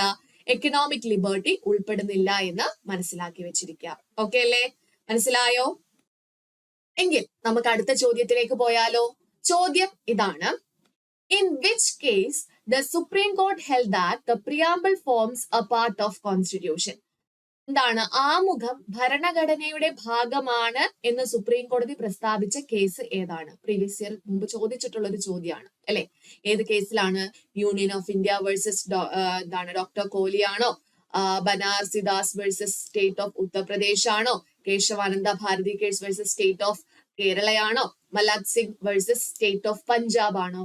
ഏത് കേസിലാണ് സുപ്രീം കോടതി പറഞ്ഞത് ആമുഖം ഭരണഘടനയുടെ ഭാഗമാണ് എന്ന് പ്രസ്താവിച്ച കേസ് ഏതാണ്? ഒന്ന് ആലോചിച്ച് നോക്കിക്കേ. ഏത് കേസിലാണ്? ആൻസർ പറയട്ടെ. അത് കേശവാനന്ദ ഭാരതി കേസിലാണ് അല്ലെ. അപ്പോ ആദ്യം ബെറുബാറി കേസില് എന്ത് ചെയ്തു? 1960 ബെറുബാറി കേസില് സുപ്രീം കോടതി പറയുകയുണ്ടായി എന്താണ്? നമ്മുടെ പ്രിയാമ്പിള് എന്തിന്റെ ഭാഗമല്ല? നമ്മുടെ ഭരണഘടനയുടെ ഭാഗമല്ല എന്ന് സുപ്രീം കോടതി പറയുകയുണ്ടായി. പിന്നീടാണ് അതിനെതിരായിട്ട് കേശവാനന്ദ ഭാരതി കേസ് പോകുന്നത്. അങ്ങനെ ഈ ഒരു കേശവാനന്ദ ഭാരതി കേസിൽ സുപ്രീം കോടതി പറയുകയുണ്ടായി അന്ന് 1960 ബെറുബാറി കേസിൽ പറഞ്ഞ ആ ഒരു വിധി എന്ന് പറയുന്നത് അത് തെറ്റാണ്. പ്രിയാമ്പിൾ എന്താണ്? നമ്മുടെ ഭരണഘടനയുടെ ഭാഗമാണ് എന്ന് കേശവാനന്ദ ഭാരതി കേസിൽ സുപ്രീം കോടതി പറയുകയുണ്ടായി. It was observed that the preamble is of extreme importance. അത്രയും ഇമ്പോർട്ടൻസ് ഉള്ള ഒരു സാധനമാണ് preamble. And the constitution should be read and interpreted in the light of grand and noble vision expressed in the preamble. ഈ ഒരു പ്രിയാമ്പിളിൽ ഉള്ള കാര്യങ്ങളെ അടിസ്ഥാനമാക്കിയിട്ടായിരിക്കും നമ്മൾ ആ ഒരു ഭരണഘടന മൊത്തത്തിൽ വായിക്കുകയും അതിന്റെ ഇമ്പോർട്ടൻസ് മനസ്സിലാക്കുകയും ചെയ്യേണ്ടത്. അതേപോലെ തന്നെ മറ്റൊരു കേസിലും സുപ്രീം കോടതി അതേ വിധി തന്നെ പറയുകയുണ്ടായി. LIC ഓഫ് ഇന്ത്യ കേസ് ഉണ്ടായിരുന്നു 1995 LIC ഓഫ് ഇന്ത്യ കേസില് സുപ്രീം കോടതി വീണ്ടും പറയുകയുണ്ടായി എന്താണ്? പ്രിയാമ്പിൾ എന്ന് പറയുന്നത് നമ്മുടെ ഭരണഘടനയുടെ ഒഴിച്ചുകൂടാൻ പറ്റാത്ത ഒരു അവിഭാജ്യ ഭാഗമാണ്, ഒരു ഇന്റഗ്രൽ പാർട്ടാണ്. സോ ഏത് കേസിലാണ് ആമുഖം ഭരണഘടനയുടെ ഭാഗമല്ല എന്ന് സുപ്രീം കോടതി പ്രസ്താവിച്ചതെന്നാണ് ചോദ്യമെങ്കിൽ അവിടെ നമ്മൾ പറയേണ്ട കേസ് 1960 ബെറുബാറി കേസാണ്. ഇനി ഏത് കേസിലാണ് ആമുഖം ഭരണഘടനയുടെ ഭാഗമാണ് എന്ന് പ്രസ്താവിച്ചതെന്നാണ് ചോദ്യമെങ്കിൽ അവിടെ നമ്മൾ പറയേണ്ട ഉത്തരം എന്ന് പറയുന്നത് കേശവാനന്ദ ഭാരതി കേസും അതേപോലെ തന്നെ LIC ഇന്ത്യ അല്ലെ LIC ഓഫ് ഇന്ത്യ കേസിലും അങ്ങനെ ഒരു പ്രസ്താവന സുപ്രീം കോടതി നടത്തിയിട്ടുണ്ടായിരുന്നു. ഓക്കെ അല്ലേ? ഓക്കെ. അങ്ങനെയെങ്കിൽ അടുത്ത ചോദ്യം നോക്കിക്കേ. The power to carve out of a new state is vested in എന്നാണ് ഒരു എന്താണ് സ്റ്റേറ്റ് എന്താണ് രൂപീകരിക്കാനും അതുപോലെ തന്നെ അതിനെ ആ ഒരു സ്റ്റേറ്റിന്റെ പദവി എടുത്ത് കളയാനും ഉള്ള അധികാരം അതാണ് ചോദിച്ചിട്ടുള്ളത്. The power to carve out of a new state is vested in ആ ഒരു അധികാരം ആർക്കാണ് ഉള്ളത് എന്നാണ് ചോദിച്ചിട്ടുള്ളത്. അപ്പോ ഇവിടെ ഓപ്ഷൻസ് ആയിട്ട് തന്നിട്ടുള്ളത് പാർലമെന്റ് ഉണ്ട്, പ്രസിഡന്റ് ഉണ്ട്, എന്താണ് നമ്മുടെ മന്ത്രിസഭയുണ്ട്, അതുപോലെ സ്റ്റേറ്റ് റീഓർഗനൈസേഷൻ കമ്മീഷൻ ഉണ്ട്. ആർക്കാണ് ഒരു സംസ്ഥാനം രൂപീകരിക്കാൻ അധികാരമുള്ളത് എന്ന് ചോദിച്ചാൽ ഓക്കെ ആർക്കാണ് ഒരു സംസ്ഥാനം ഒരു സ്റ്റേറ്റ് രൂപീകരിക്കാൻ അധികാരമുള്ളത് ആർക്കെന്ന് ചോദിച്ചാൽ അവിടെ പാർലമെന്റ് പ്രസിഡന്റ് ഒക്കെ തരികയാണെങ്കിൽ അവിടെ നമ്മൾ ആൻസർ പറയേണ്ടത് ആരുടെ പേരാണ്? പാർലമെന്റിനാണ് അല്ലെ. പാർലമെന്റിനാണ് എന്തുള്ളത്? ഈ ഒരു സ്റ്റേറ്റുകൾ രൂപീകരിക്കുന്നതിനുള്ള ആ ഒരു അധികാരമുള്ളത്. സോ ഇത് നമ്മൾ പഠിക്കുന്ന സമയത്ത് നമ്മൾ ഇവിടെ പഠിക്കേണ്ടുന്ന ആർട്ടിക്കിൾസ് ഏതാണെന്ന് അറിയാമോ? നമ്മുടെ ഭരണഘടനയിലെ തുടക്കമാണ് പഠിക്കേണ്ടത്. അതായത് നമ്മുടെ ആർട്ടിക്കിൾ 1 എന്താണ് ആർട്ടിക്കിൾ 1 പറയുന്നത്? ഇന്ത്യ എന്ന് പറയുന്നത് സ്റ്റേറ്റ്സുകളുടെ ഒരു യൂണിയൻ ആണ് ഇല്ലേ. ഇന്ത്യ ഒരു യൂണിയൻ ഓഫ് സ്റ്റേറ്റ്സ് ആണ്. എന്താണ്? ഇന്ത്യ ഒരു യൂണിയൻ ഓഫ് സ്റ്റേറ്റ്സ് ആണ് എന്ന് പറയുന്ന ആർട്ടിക്കിൾ ആണ് ഏത്? ആർട്ടിക്കിൾ 1 എന്ന് പറയുന്നത് അല്ലെ. ഇനി ആർട്ടിക്കിൾ 2 എന്ത് പറയുന്നത്? പാർലമെന്റിന് ഉചിതമെന്ന് തോന്നുന്ന രീതിയിൽ എന്ത് ചെയ്യാം? നിയമം കൊണ്ടുവന്ന് പുതിയ സംസ്ഥാനങ്ങളെയോ അല്ലെങ്കിൽ സംസ്ഥാനങ്ങളെ യൂണിയനിൽ പ്രവേശിപ്പിക്കുകയോ പുതിയതായിട്ട് സ്ഥാപിക്കുകയോ ചെയ്യാം. അതായത് ഇന്ത്യയിൽ ആ ഓരോ സംസ്ഥാനങ്ങളെ നിയമം കൊണ്ടുവന്ന് പുതിയതായിട്ട് എന്ത് ചെയ്യാം? അവിടെ സ്ഥാപിക്കാം എന്നാണ് പറയുന്നത്, രൂപീകരിക്കാം എന്നാണ് പറയുന്നത്. ഓക്കെ. അപ്പൊ ആർട്ടിക്കിൾ 2 പാർലമെന്റിന് ഈ ഒരു അധികാരം കൊടുക്കുന്നത്. മനസ്സിലായോ? ആർട്ടിക്കിൾ 2 എന്താ പറയുന്നത്? പാർലമെന്റിന് ഉചിതമെന്ന് തോന്നുന്ന രീതിയിൽ നിയമം വഴി എന്ത് ചെയ്യാം? പുതിയ സംസ്ഥാനങ്ങൾ രൂപീകരിക്കാം, ഓക്കെ, സ്ഥാപിക്കാം എന്ന് പറയുന്ന ആർട്ടിക്കിൾ ആണ് ഏതാണ്? ആർട്ടിക്കിൾ 2 എന്ന് പറയുന്നത്. ഇനി ആർട്ടിക്കിൾ 3 എന്താ പറയുന്നത്? പുതിയ സംസ്ഥാനങ്ങളുടെ രൂപീകരണത്തെ പറ്റിയിട്ടാണ്. എങ്ങനെയൊക്കെ രൂപീകരിക്കാം, ഏതൊക്കെ സാഹചര്യങ്ങളിൽ രൂപീകരിക്കാം, അങ്ങനെയുള്ള കാര്യങ്ങളാണ് ആർട്ടിക്കിൾ 3 പറയുന്നത്. മനസ്സിലായോ? പാർലമെന്റിന് അധികാരം കൊടുക്കുന്നത് ആർട്ടിക്കിൾ 2 പുതിയ സംസ്ഥാനങ്ങളുടെ രൂപീകരണത്തെ പറ്റി പറയുന്നത് ആർട്ടിക്കിൾ 3 അതായത് ഇപ്പം ഒരു യൂണിയനിൽ നിന്നും സെപ്പറേറ്റ് ചെയ്യാം, അല്ലെങ്കിൽ പുതിയതായിട്ട് കൂട്ടിച്ചേർക്കാം, അതിന്റെ ബൗണ്ടറീസ് മാറ്റാം, അങ്ങനെ പല കാര്യങ്ങൾ ചെയ്തുകൊണ്ട് പുതിയ സംസ്ഥാനങ്ങൾ രൂപീകരിക്കാം എന്ന് പറയുന്ന ആ ഒരു ആർട്ടിക്കിൾ ഏതാണ്? ആർട്ടിക്കിൾ 3 മനസ്സിലായോ? ഓക്കെ ആണോ? അപ്പൊ ഇവിടെ നമുക്ക് ആൻസർ വരുന്നത് എന്താണ്? പാർലമെന്റ് ആണ്. പാർലമെന്റ് പറയുന്നു ആർട്ടിക്കിൾ 2 പ്രകാരമാണ് പാർലമെന്റിന് പുതിയ സംസ്ഥാനങ്ങൾ രൂപീകരിക്കാനുള്ള അധികാരം ലഭിക്കുന്നത്. ആർട്ടിക്കിൾ 3 എന്താ പറയുന്നത്? Parliament can form new state. എങ്ങനെയൊക്കെയാണ് സംസ്ഥാനങ്ങൾ രൂപീകരിക്കാൻ പറ്റുന്നതെന്നാണ് ആർട്ടിക്കിൾ 3 പറയുന്നത്. എങ്ങനെയൊക്കെ ചെയ്യാം? ഒരു ടെറിട്ടറിയിൽ നിന്നും ആ ഒരു സ്റ്റേറ്റിനെ എന്ത് ചെയ്യാം? സെപ്പറേറ്റ് ചെയ്തുകൊണ്ട്, separation of territory from any state അല്ലെ, അതിന്റെ ആ ഒരു അതിർത്തി എന്ത് ചെയ്യുന്നു? സെപ്പറേറ്റ് ചെയ്തുകൊണ്ട് 2 സംസ്ഥാനങ്ങളാക്കാം വേണമെങ്കിൽ. അല്ലെങ്കിൽ ഒരു സ്റ്റേറ്റിന്റെ ആ ഒരു ഏരിയ എന്ത് ചെയ്യാം? കൂട്ടാം, അല്ലെങ്കിൽ കുറയ്ക്കാം, അല്ലെങ്കിൽ അതിന്റെ ബൗണ്ടറീസിൽ എന്തെങ്കിലും വ്യത്യാസങ്ങൾ കൊണ്ടുവന്ന് പുതിയ സ്റ്റേറ്റുകൾ രൂപീകരിക്കാനൊക്കെ സാധിക്കും. അതിനെ പറ്റി പറയുന്ന ആർട്ടിക്കിൾ ആണ് ഏത്? ആർട്ടിക്കിൾ 3 എന്ന് പറയുന്നത്. മനസ്സിലായോ? അപ്പം ആർക്കാണ് പുതിയ സംസ്ഥാനങ്ങൾ രൂപീകരിക്കാൻ അധികാരമുള്ളത് എന്ന് ചോദിച്ചാൽ അവിടെ നമ്മൾ ഉത്തരം പറയേണ്ടത് ആരുടെ പേരാണ്? പാർലമെന്റിന്റെ പേരാണ്. മനസ്സിലായോ?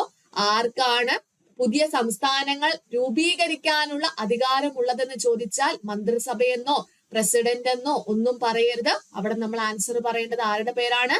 പാർലമെന്റിന്റെ പേരാണ്. പാർലമെന്റിന് ആ ഒരു അധികാരം കൊടുക്കുന്ന ആർട്ടിക്കിൾ 2 ഇനി എങ്ങനെയൊക്കെ രൂപീകരിക്കാം, എങ്ങനെയൊക്കെ സംസ്ഥാനങ്ങൾ രൂപീകരിക്കാം എന്ന് പറയുന്ന ആർട്ടിക്കിൾ 3 പഠിച്ചല്ലോ. ഓക്കെ, ഇനി അടുത്ത ക്വസ്റ്റ്യൻ നോക്കിക്കേ. The concept of welfare state is included in the Constitution of India in എവിടെയാണ്? ഓക്കെ, ഡാഷ് എന്നാണ് ചോദിച്ചിട്ടുള്ളത്. ഓപ്ഷൻസില് directive principle of state policy, fourth schedule of the constitution, fundamental rights, preamble of the constitution എന്നൊക്കെയാണ് ചോദിച്ചിട്ടുള്ളത്. Okay, അപ്പൊ മാർഗനിർദ്ദേശക തത്വങ്ങളാണ് അല്ലെ answer ആയിട്ട് വരുന്നത്. എന്താണ്? മാർഗനിർദ്ദേശക തത്വങ്ങൾ അഥവാ നമ്മൾ ഈ പറയുന്ന ഡയറക്റ്റീവ് പ്രിൻസിപ്പിൾ ഓഫ് സ്റ്റേറ്റ് പോളിസിയിലാണ് എന്ത് പറയുന്നത്? ക്ഷേമരാഷ്ട്രം എന്നുള്ള സങ്കല്പം, അതായത് the concept of welfare state. എന്താണ്? The concept of welfare state എന്ന ആശയം എവിടെയാണുള്ളത്? മാർഗനിർദ്ദേശക തത്വങ്ങളിലാണ്. എന്താണ് ഈ ഒരു ക്ഷേമരാഷ്ട്രം അഥവാ വെൽഫെയർ ഓഫ് സ്റ്റേറ്റ്സ് എന്നതുകൊണ്ട് ഉദ്ദേശിക്കുന്നത്? എന്താണ്? എല്ലാ ജനങ്ങളുടെയും ക്ഷേമം ലക്ഷ്യമാക്കി നയങ്ങൾ ആവിഷ്കരിക്കുകയും നടപ്പിലാക്കുകയും ചെയ്യുന്ന രാഷ്ട്രം എന്നതാണ് എന്തുകൊണ്ട് ഉദ്ദേശിക്കുന്നത്? ഈ ക്ഷേമരാഷ്ട്രം എന്നതുകൊണ്ട് ഉദ്ദേശിക്കുന്നത്. മനസ്സിലായോ? എല്ലാ ജനങ്ങളുടെയും ക്ഷേമം ലക്ഷ്യമാക്കിക്കൊണ്ട് നയങ്ങൾ ഉണ്ടാക്കുന്നു, നിയമങ്ങൾ ഉണ്ടാക്കുന്നു, പദ്ധതികൾ ഉണ്ടാക്കുന്നു, അത് ആവിഷ്കരിക്കുന്നു, അത് നടപ്പിലാക്കുന്നു. അങ്ങനെ ചെയ്യുന്ന രാഷ്ട്രത്തിനെയാണ് നമ്മൾ എന്ത് പേരിൽ വിളിക്കുന്നത്? ക്ഷേമരാഷ്ട്രം എന്നതുകൊണ്ട് ഉദ്ദേശിക്കുന്നത്. സോ ഈ ഒരു സങ്കല്പത്തിലാണ് എന്ത് കൊണ്ടുവന്നിട്ടുള്ളത്? ഈ ഒരു മാർഗനിർദ്ദേശക തത്വങ്ങൾ കൊണ്ടുവന്നിട്ടുള്ളത്. മാർഗനിർദ്ദേശക തത്വങ്ങൾ എന്ന് പറയുന്നത് ഭരണഘടനയുടെ ഏത് ഭാഗത്തിലാണ് വരുന്നത്? ഭാഗം 4 അല്ലെ? ഭാഗം 4 എന്തിനെ പറ്റി പറയുന്നത്? ഡയറക്റ്റീവ് പ്രിൻസിപ്പിൾ ഓഫ് സ്റ്റേറ്റ് പോളിസിയെ പറ്റി പറയുന്നത്. ആർട്ടിക്കിൾ എവിടെ മുതൽ എവിടെ വരെയാണ്? ആർട്ടിക്കിൾ 36 മുതൽ 51 വരെയുള്ള ആർട്ടിക്കിളിലാണ് എന്തിനെ പറ്റി പറയുന്നത്? ഈ ഒരു directive principle of state policy അഥവാ മാർഗനിർദ്ദേശക തത്വങ്ങളെ പറ്റി പറയുന്നത്. എവിടെയാണ്? ആർട്ടിക്കിൾ 36 മുതൽ 51 വരെയാണ്. അതുപോലെ ഭരണനിർവഹണത്തിലും നിയമനിർമ്മാണത്തിലും ഭരണകൂടം പാലിക്കേണ്ട നിർദ്ദേശങ്ങളാണ് എന്ത്? ഈ മാർഗനിർദ്ദേശക തത്വങ്ങളായിട്ട് അടുക്കി കൊടുത്തിട്ടുള്ളത് അല്ലെ? ഭരണനിർവഹണം നടത്തുന്ന സമയത്തും അതുപോലെ തന്നെ നിയമനിർമ്മാണം നടത്തുന്ന സമയത്തും നമ്മുടെ ഭരണകൂടം പാലിക്കേണ്ടുന്ന കുറെ നിർദ്ദേശങ്ങളാണ് എന്തിൽ പറയുന്നത്? ഈ നിർദ്ദേശക തത്വങ്ങളായിട്ട് ഈ ഭരണഘടനയുടെ 36 മുതൽ 55 വരെയുള്ള ആർട്ടിക്കിൾസിലായിട്ട് ഭാഗം 4 കൊടുത്തിട്ടുള്ളത്. മനസ്സിലായോ? ക്ലിയർ ആണോ? ഓക്കെ, അങ്ങനെയെങ്കിൽ അടുത്ത ചോദ്യത്തിലേക്ക് പോവുകയാണ്. Which principle among the following was added to the directive principle of state policy by the 42nd amendment of the constitution?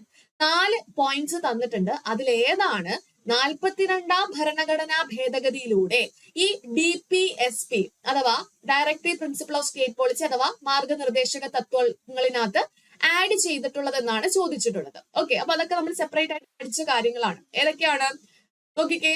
First one പറയുന്നു equal pay for equal work for both men and woman. എന്താണ്? സ്ത്രീകൾക്കും പുരുഷന്മാർക്കും തുല്യ ജോലിക്ക് തുല്യ വേതനം. അത് 42ാം ഭരണഘടനാ ഭേദഗതിയിലൂടെയാണ് കൂട്ടിച്ചേർത്തത് എന്നാണ് പറയുന്നത്. ശരിയാണോ തെറ്റാണോ ആലോചിച്ച് പറയുക. 2, participation of workers in the management of industries. അല്ലെ, ഇൻഡസ്ട്രീസിന്റെ കാര്യങ്ങളിൽ അല്ലെ എന്ത് ചെയ്യുക? വർക്കേഴ്സിന്റെ തൊഴിലാളികളുടെ പങ്കാളിത്തം ഉറപ്പുവരുത്തുക. അതാണ് രണ്ടാമതായിട്ട് പറയുന്നത്.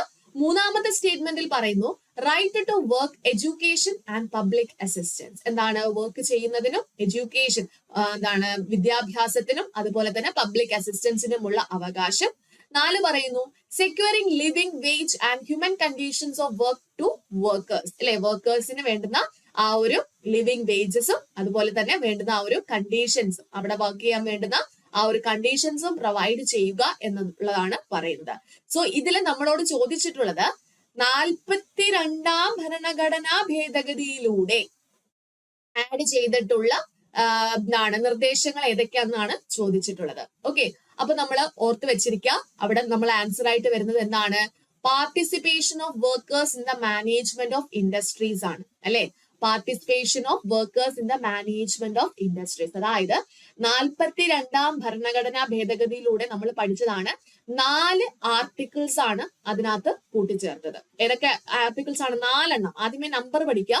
42ാം ഭരണഘടനാ ഭേദഗതിയിലൂടെ മാർഗനിർദ്ദേശക തത്വങ്ങളിൽ എത്ര ആർട്ടിക്കിൾസ് ആണ് കൂട്ടിച്ചേർത്തത്? 4 ആർട്ടിക്കിൾസ് ആണ് കൂട്ടിച്ചേർത്തത്. അതിലെ ആദ്യത്തെ ആർട്ടിക്കിൾ ആണ് 39F. എന്താണ് ഈ 39F പറയുന്നത്? കുട്ടികളുടെ ആരോഗ്യകരമായ സമഗ്ര വളർച്ചയ്ക്ക് സംവിധാനം ഉണ്ടാക്കുക.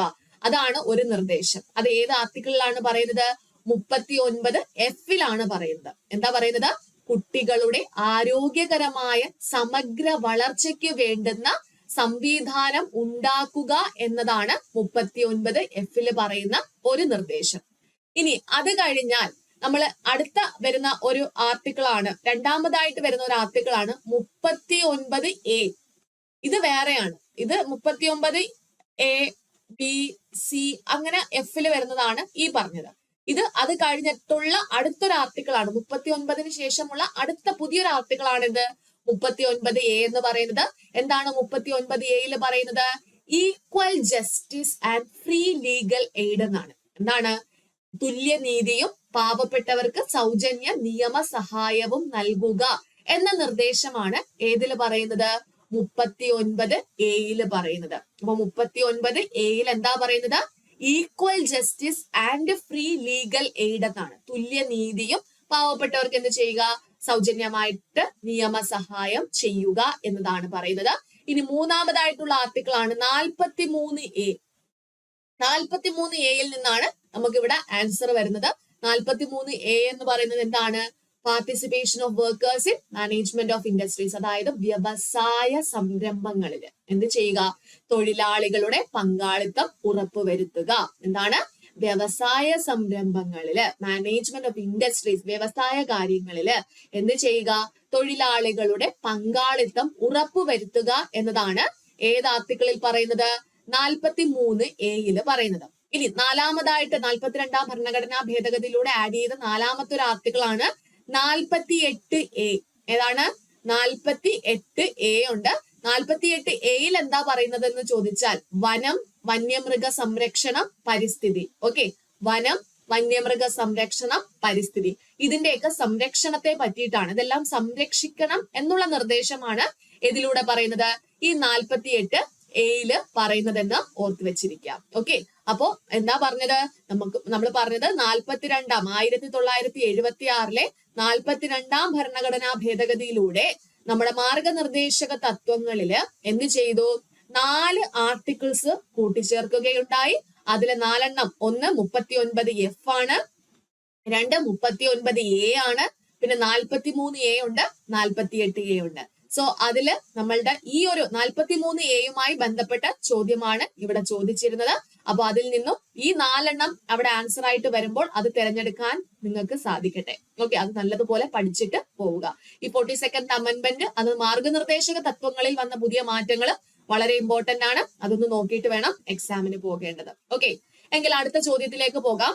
Which one of the following committees or commissions recommended the inclusion of fundamental duties in the constitution? എന്താണ് നമ്മുടെ ഭരണഘടനയില് മൗലിക കടമകൾ കൂട്ടിച്ചേർക്കണം ഓക്കെ എന്ന് റെക്കമെൻഡ് ചെയ്ത എന്ന നിർദ്ദേശം കൊണ്ടുവന്ന കമ്മിറ്റി ഏതെന്നാണ് നമ്മളോട് ചോദിച്ചിട്ടുള്ളത്. ഓക്കെ, അപ്പം മൗലിക കടമകൾ പഠിച്ച സമയത്ത് തന്നെ നിങ്ങൾ ആ കമ്മിറ്റിയുടെ കാര്യവും പഠിച്ചിട്ടുണ്ടാകുമെന്ന് കരുതുന്നു. ഇവിടെ ഓപ്ഷൻസ് ഒന്ന് നോക്കിക്കേ. Swaran Singh committee, Ashok Mehta committee, Balram Jakhar committee, Sarkaria committee. ഇതിലെ ഏതാണ് നമ്മുടെ ആൻസർ ആയിട്ട് വരുന്നത്? ഒന്ന് ആലോചിച്ച് നോക്കിക്കേ. മൗലിക കടമകളുടെ കാര്യമാണ് നമ്മൾ പറഞ്ഞത് അല്ലെ. അവിടെ ആൻസർ ആയിട്ട് വരുന്നത് സ്വരൻ സിംഗ് കമ്മിറ്റിയാണ്. നമുക്കറിയാം ഈ സ്വരൻ സിംഗ് കമ്മിറ്റി എന്ന് പറയുന്നത് ഈ ഭരണഘടനയില് മൗലിക കടമകൾ ഉൾപ്പെടുത്തേണ്ടുന്ന ആ ഒരു പ്രാധാന്യത്തെ കുറിച്ച്, ആ ഒരു ആവശ്യത്തെ കുറിച്ച് പഠിക്കാൻ വേണ്ടിയിട്ട് നിയോഗിച്ച ഒരു കമ്മിറ്റി ആയിരുന്നു. അതും 1976 നിയോഗിച്ച ഒരു കമ്മിറ്റി ആയിരുന്നു ഏത്? ഈ സ്വരൻ സിംഗ് കമ്മിറ്റി എന്ന് പറയുന്നത്. അപ്പോ അതിനെക്കുറിച്ച് പഠിച്ചതിന് ശേഷം ആ ഒരു നിർദ്ദേശം മുന്നോട്ട് വെക്കുകയുണ്ടായി. എന്തായിരുന്നു ആ നിർദ്ദേശം? നമ്മുടെ ഭരണഘടനയില് മൗലിക കടമകൾ ഉൾപ്പെടുത്തിക്കൊണ്ട് പുതിയൊരു അധ്യായം അല്ലെങ്കിൽ ഭാഗം എന്ത് ചെയ്യുക? കൂട്ടിച്ചേർക്കണം എന്നതായിരുന്നു സ്വരൻ സിംഗ് കമ്മിറ്റി മുന്നോട്ട് വെച്ച ആ ഒരു നിർദ്ദേശം. അങ്ങനെയാണ് 1976 42ാം ഭരണഘടനാ ഭേദഗതിയിലൂടെ എന്ത് ചെയ്യുന്നത്? ഭരണഘടനയില് 4A എന്നുള്ളൊരു ഭാഗം കൂട്ടിച്ചേർക്കുന്നത്. ഓക്കെ, അങ്ങനെ 4A എന്നുള്ള ഭാഗത്തിലാണ് ആർട്ടിക്കിൾ 51A എന്നുള്ള പുതിയൊരു ആർട്ടിക്കിൾ കൂട്ടിച്ചേർക്കുകയുണ്ടായി. അപ്പോ അതിനകത്താണ് 51A, B, C, D എന്ന് പറഞ്ഞ് കുറെ മൗലിക കടമകൾ ഉൾപ്പെട്ടിട്ടുള്ളത്. സോ അവിടെ ആദ്യം ഭരണഘടന നിലവിൽ വരുന്ന, അതായത് 42ാം ഭരണഘടനാ ഭേദഗതിയിലൂടെ, ഭരണഘടന നിലവിൽ വരുന്ന സമയത്ത് അവിടെ മൗലിക കടമകളില്ല. 42ാം ഭേദഗതിയിലൂടെയാണ് ഈ ഒരു മൗലിക കടമകൾ അവിടെ കൂട്ടിച്ചേർത്തത്. അങ്ങനെ കൂട്ടിച്ചേർക്കുന്ന സമയത്ത് എത്ര മൗലിക കടമകൾ കൂട്ടിച്ചേർത്തു എന്ന് ചോദിച്ചാൽ നമ്മൾ പറയേണ്ടത് 10 മൗലിക കടമകളാണ് 42ാം ഭരണഘടനാ ഭേദഗതിയിലൂടെ തുടക്കത്തിൽ എവിടെ ഉണ്ടായിരുന്നത്? ഈ 4A എന്നുള്ള ഭാഗത്ത് 51A ആർട്ടിക്കിളായിട്ട് ഉണ്ടായിരുന്നത്.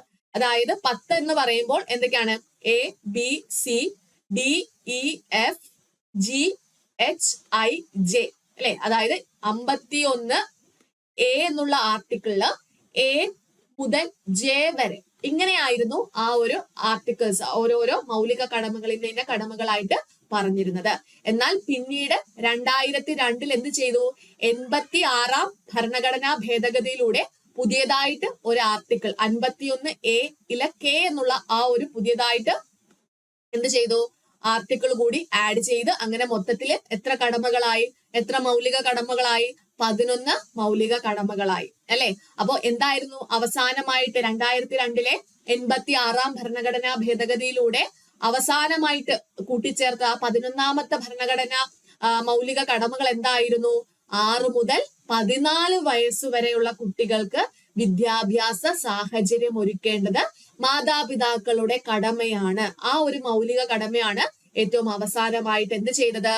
ഇതിനകത്ത് കൂട്ടിച്ചേർത്തത് അല്ലെ. അപ്പോ ആ ഒരു ആശയം നമ്മൾ കടമെടുത്തിട്ടുള്ളത്, ഈ ഒരു മൗലിക കടമകൾ എന്നുള്ള ആശയം നമ്മൾ കടമെടുത്തിട്ടുള്ളത് എവിടെ നിന്നാണ്?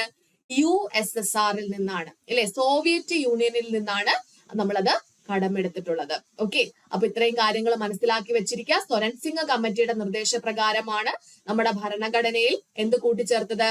ഈ ഒരു മൗലിക കടമകൾ കൂട്ടിച്ചേർത്തത്. ഓക്കെ, എങ്കിൽ അടുത്തൊരു ചോദ്യം നോക്കിക്കേ. Under which articles of the Constitution of India fundamental rights have been provided to the citizen? നമ്മുടെ ഭരണഘടനയിലെ ഏത് ആർട്ടിക്കിൾ അനുസരിച്ചിട്ടാണ് നമ്മുടെ ഇന്ത്യയിലെ പൗരന്മാർക്ക് മൗലിക അവകാശങ്ങൾ ഉറപ്പു നൽകിയിട്ടുള്ളത്? ഏത് ആർട്ടിക്കിൾ ആണ്? ആർട്ടിക്കിൾ 112 മുതൽ 115 ആണോ? ആർട്ടിക്കിൾ 12 മുതൽ 35 ആണോ? ആർട്ടിക്കിൾ 222 മുതൽ 235 ആണോ?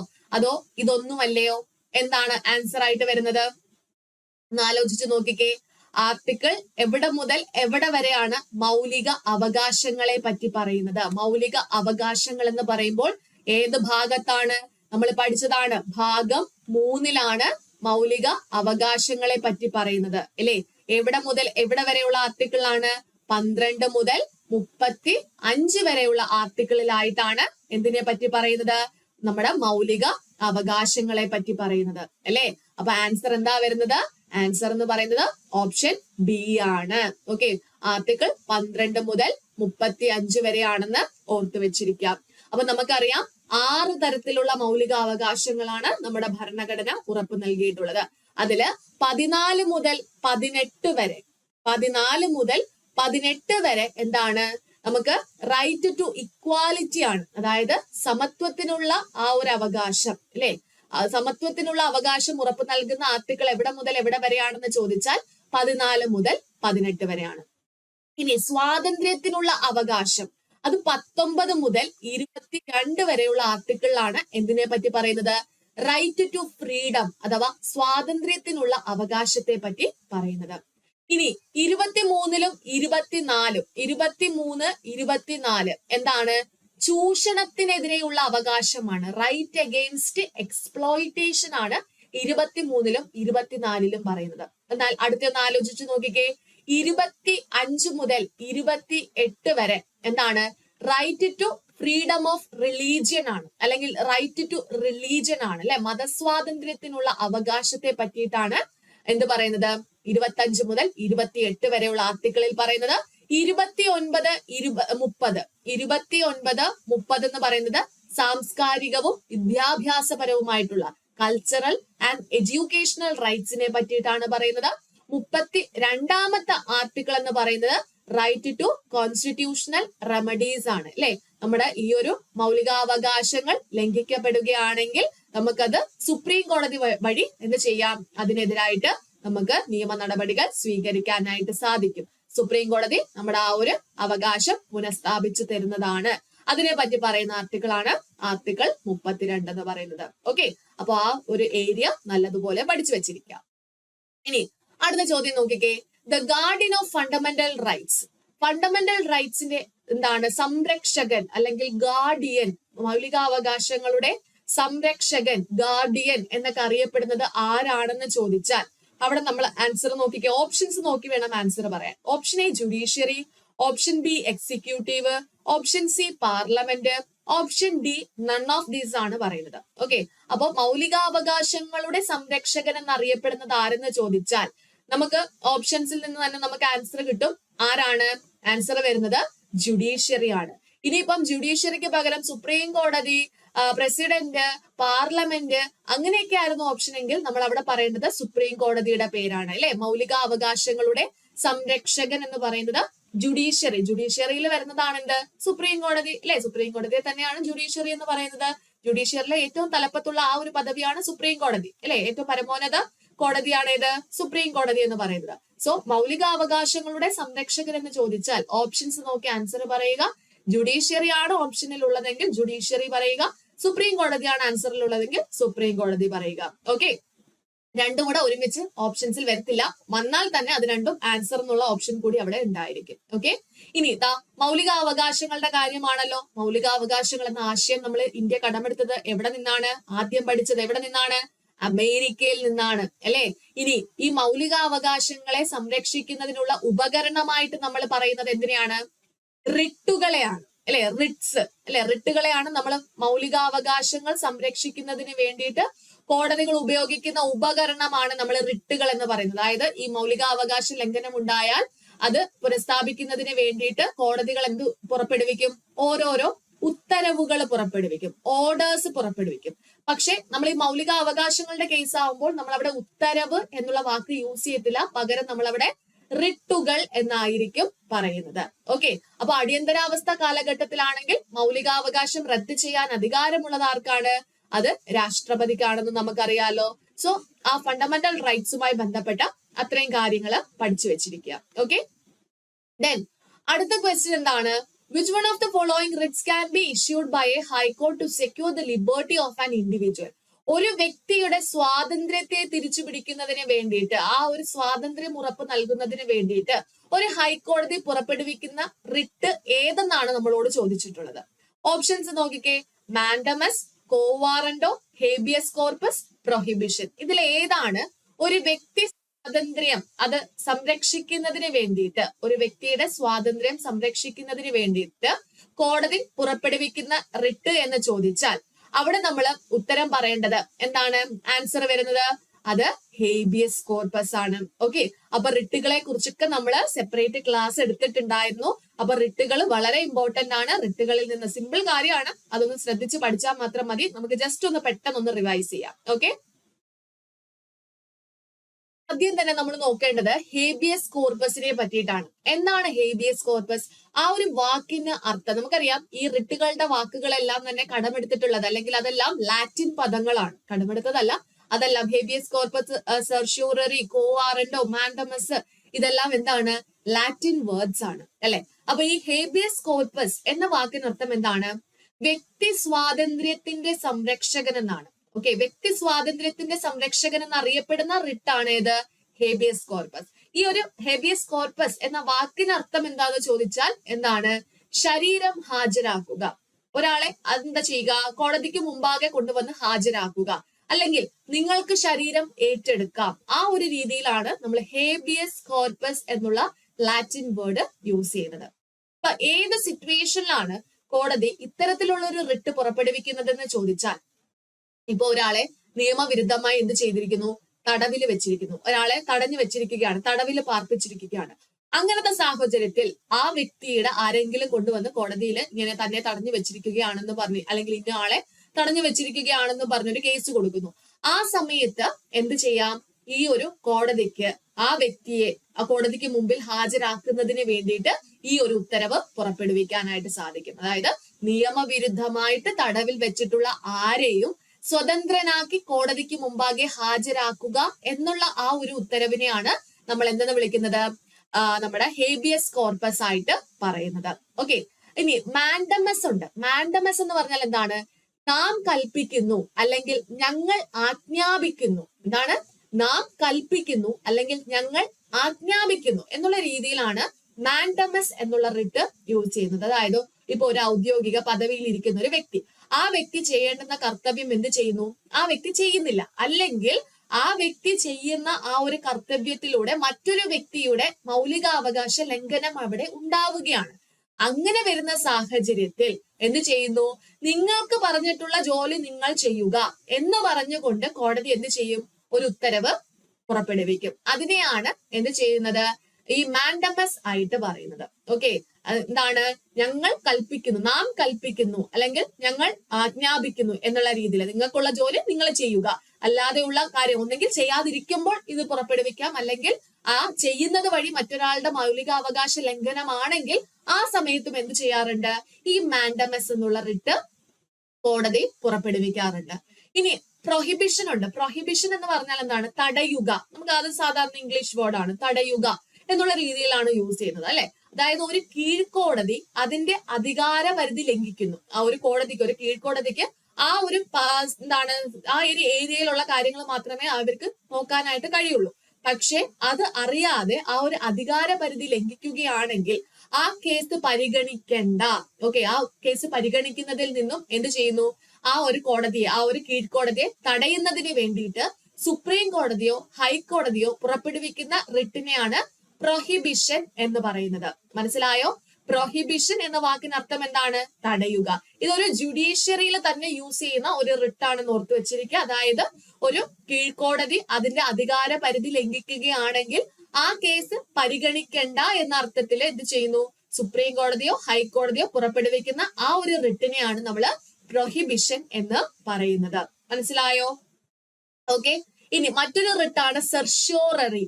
ഈ സെർഷ്യോററി എന്ന് പറയുമ്പോൾ തന്നെ എന്താണ്? സാക്ഷ്യപ്പെടുത്തുക, സർട്ടിഫൈ ചെയ്യുക, അല്ലെങ്കിൽ ടു ബി സർട്ടിഫൈഡ്, അല്ലെങ്കിൽ ടു ബി ഇൻഫോംഡ്, പൂർണ്ണ വിവരം നൽകുക. ആ ഉള്ള രീതിയിലും എന്ത് ചെയ്യാറുണ്ട്? സെർഷ്യോററി എന്നുള്ള ആ ഒരു റിട്ട് യൂസ് ചെയ്യാറുണ്ട്. അതും ഒരു കോടതിയുടെ കേസിലാണ് യൂസ് ചെയ്യുന്നത്. ഒരു കേസ് കീഴ്ക്കോടതിയിൽ നിന്നും മേൽക്കോടതിയിലേക്ക് മാറ്റുന്നതിന് ഉത്തരവിടുന്ന ആ ഒരു റിട്ടിനെയാണ് നമ്മൾ സെർഷ്യോററി എന്ന് പറയുന്നത്. ഇനി ഒരു റിട്ടാണ് കോ വാറന്റോ. കോ വാറന്റോ എന്ന് പറഞ്ഞാൽ എന്താ അർത്ഥം വരുന്നത്? എന്ത് അധികാരം, എന്ത് അധികാരം എന്നുള്ള അർത്ഥത്തിലാണ് നമ്മൾ കോ വാറന്റോ യൂസ് ചെയ്യുന്നത്. അതായത് ഒരു ഔദ്യോഗിക സ്ഥാനത്തിരിക്കുന്ന വ്യക്തി ആ സ്ഥാനത്തിരിക്കാൻ യോഗ്യത ഇല്ലാത്ത ആളാണെങ്കിൽ കോടതി പുറപ്പെടുവിക്കുന്ന ആ ഒരു റിട്ടിനെയാണ് നമ്മൾ എന്ത് ഈ ഒരു കോ വാറന്റോ എന്നതുകൊണ്ട് ഉദ്ദേശിക്കുന്നത്. ഓക്കെ, അപ്പൊ അതാണ് ആ റിട്ടുകൾ എന്ന് പറയുന്നത്. റിട്ടുകൾ നിങ്ങൾക്ക് ക്ലിയർ ആയെന്ന് വിചാരിക്കുന്നു.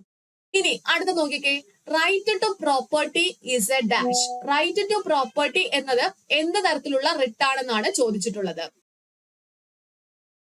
ഈ ഭരണഘടന നിലവിൽ വരുന്ന സമയത്ത് സ്വത്തവകാശം എന്തായിരുന്നു? ഒരു മൗലിക അവകാശമായിരുന്നു അല്ലെ.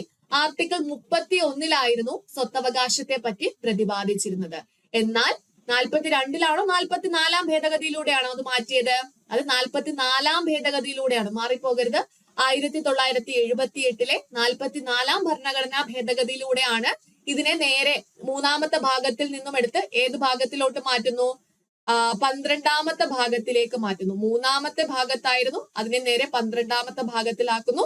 31ാമത്തെ ആർട്ടിക്കിൾ ആയിരുന്നു മുമ്പുണ്ടായിരുന്നത്, അതിനെ പിന്നീട് 300A എന്നുള്ള പുതിയൊരു ആർട്ടിക്കിളിലേക്ക് എന്ത് ചെയ്തു? മാറ്റുകയുണ്ടായി. അപ്പൊ നിലവില് ഇത് എന്താണ്? ഇതൊരു ലീഗൽ റൈറ്റ് ആണ് അല്ലെ, ഒരു നിയമ അവകാശമാണ്. അതിപ്പോ ഒരു മൗലിക അവകാശമല്ല, അതെന്താണ്?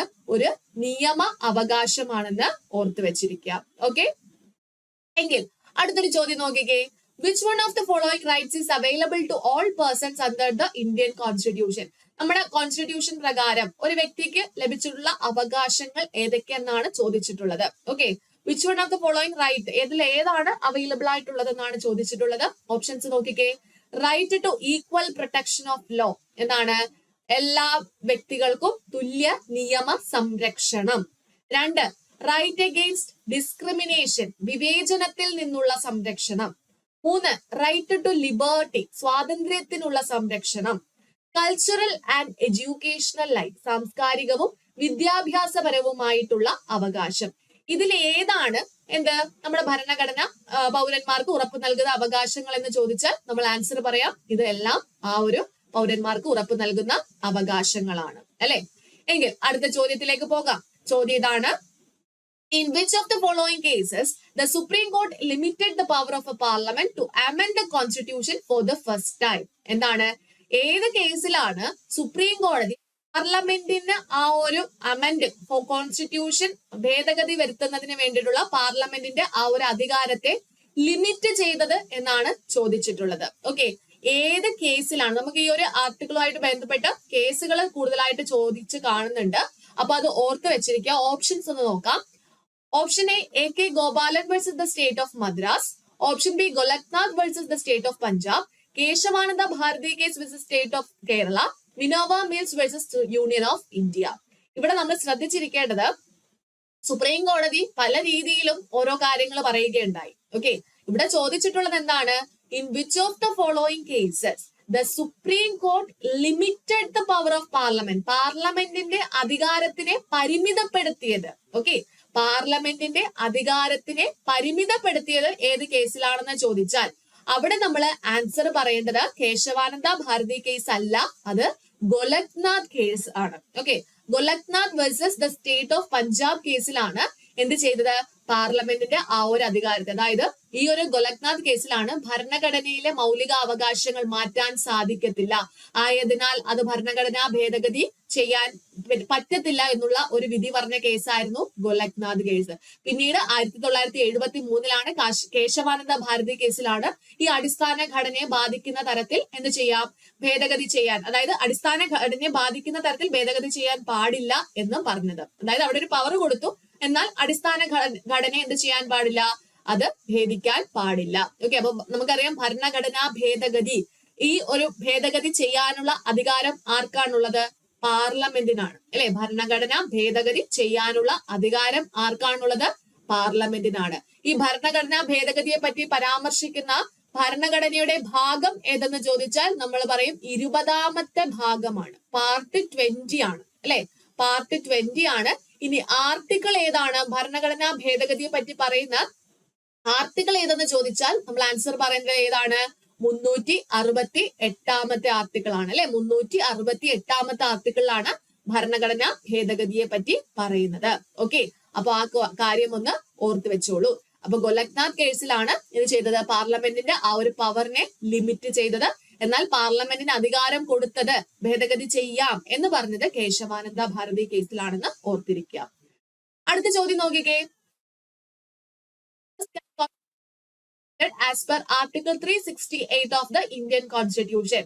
ആർട്ടിക്കിൾ 368 പ്രകാരം ഏതൊക്കെ രീതിയിലാണ് നമുക്ക് ഭരണഘടനാ ഭേദഗതി ചെയ്യാൻ സാധിക്കുന്നത്? ആർട്ടിക്കിൾ 368 എന്താ പറയുന്നത്? നമ്മൾ പറഞ്ഞല്ലോ, ഭരണഘടനാ ഭേദഗതിയെ പറ്റി പറയുന്ന ആർട്ടിക്കിൾ ആണ് ആർട്ടിക്കിൾ 368. ഇതില് ഏത് പ്രൊസീജിയറിൽ കൂടിയാണ് അവിടെ ഭേദഗതി ചെയ്യാൻ പറ്റുന്നതെന്നാണ് ചോദിച്ചിട്ടുള്ളത്. ഓപ്ഷനിൽ പറയുന്നത് സിമ്പിൾ മെജോറിറ്റിയോട് കൂടി ചെയ്യാം, by a special majority, by a special majority combined with the ratification half of the state legislatures by absolute majority. ഇതില് ഭരണഘടനാ ഭേദഗതി ചെയ്യുന്നതിന് വേണ്ടുന്ന സമയത്ത് അല്ലെങ്കിൽ ആ ഒരു സമയത്ത് ഫോളോ ചെയ്യേണ്ടുന്ന ആ ഒരു മെജോറിറ്റി എങ്ങനെയാണെന്നാണ് ചോദിച്ചിട്ടുള്ളത്. ഓക്കെ, അപ്പൊ നമുക്കറിയാം ഇതിനകത്ത് മെയിൻ ആയിട്ട് 3 തരത്തിലുള്ള എന്താണ് മെജോറിറ്റി നമ്മൾ ചൂസ് ചെയ്യാറുണ്ട്. ആർട്ടിക്കിൾ 368 ആ ഒരു ഭേദഗതികൾ നമുക്ക് 3 രീതിയിൽ ചെയ്യാം. അതിലൊന്നാണ് സിമ്പിൾ മെജോറിറ്റി, അതായത് ഹാജരായിട്ട് വോട്ട് ചെയ്യുന്ന അംഗങ്ങളുടെ പകുതിയിലധികം അനുകൂലിക്കണം. അതിനെയാണ് സിമ്പിൾ മെജോറിറ്റി എന്ന് പറയുന്നത്. ഏതൊക്കെ കാര്യങ്ങളിലാണ് ഭേദഗതി വരുത്തുമ്പോഴാണ് സിമ്പിൾ മെജോറിറ്റി ചൂസ് ചെയ്യുന്നത്?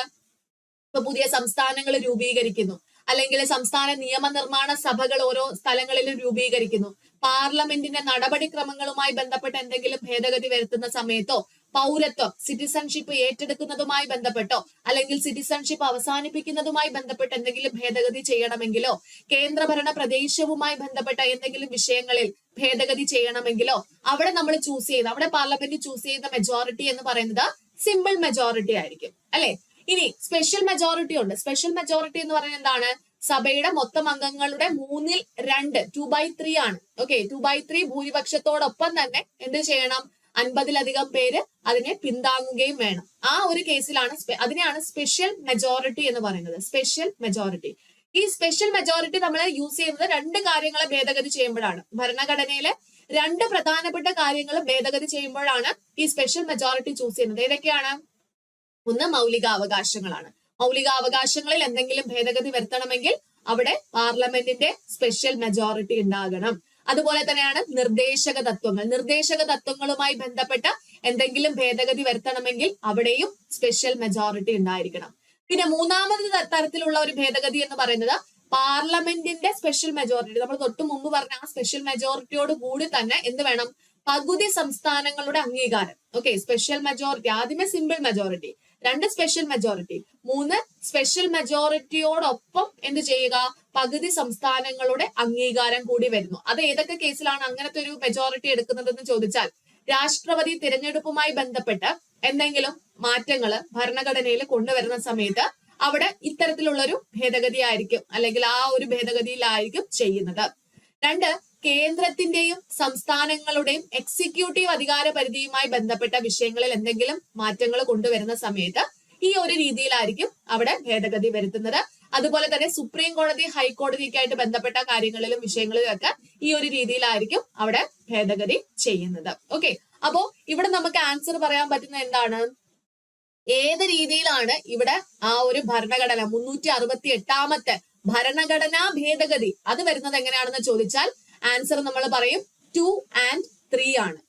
ഓക്കെ, ഓപ്ഷൻ 2 and 3 ആണ് ആൻസർ ആയിട്ട് വരുന്നത്. ഓക്കെ, ഓപ്ഷൻ ബി ആണ് 2 and 3. അതായത് സ്പെഷ്യൽ മെജോറിറ്റി യൂസ് ചെയ്യുന്നുണ്ട്, അതുപോലെ തന്നെ special majority combined with the ratification of half of the state legislature. Special മെജോറിറ്റിയോടൊപ്പം തന്നെ എന്താണ്? പകുതി സംസ്ഥാനങ്ങളുടെ അംഗീകാരം കൂടി ആകുമ്പോഴാണ് ഭരണഘടന ആർട്ടിക്കിൾ 368 ഭരണഘടനാ ഭേദഗതി ചെയ്യാനായിട്ട് സാധിക്കുന്നത്. മനസ്സിലായോ?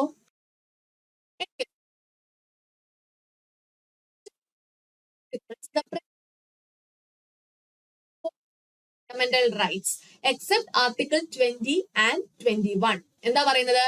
ഏത് ആർട്ടിക്കിൾ പ്രകാരമാണ് ആർട്ടിക്കിൾ 20, 21 ഒഴികെയുള്ള മൗലികാവകാശങ്ങൾ റദ്ദ് ചെയ്യാൻ പാർലമെന്റിന് സാധിക്കുന്നത്?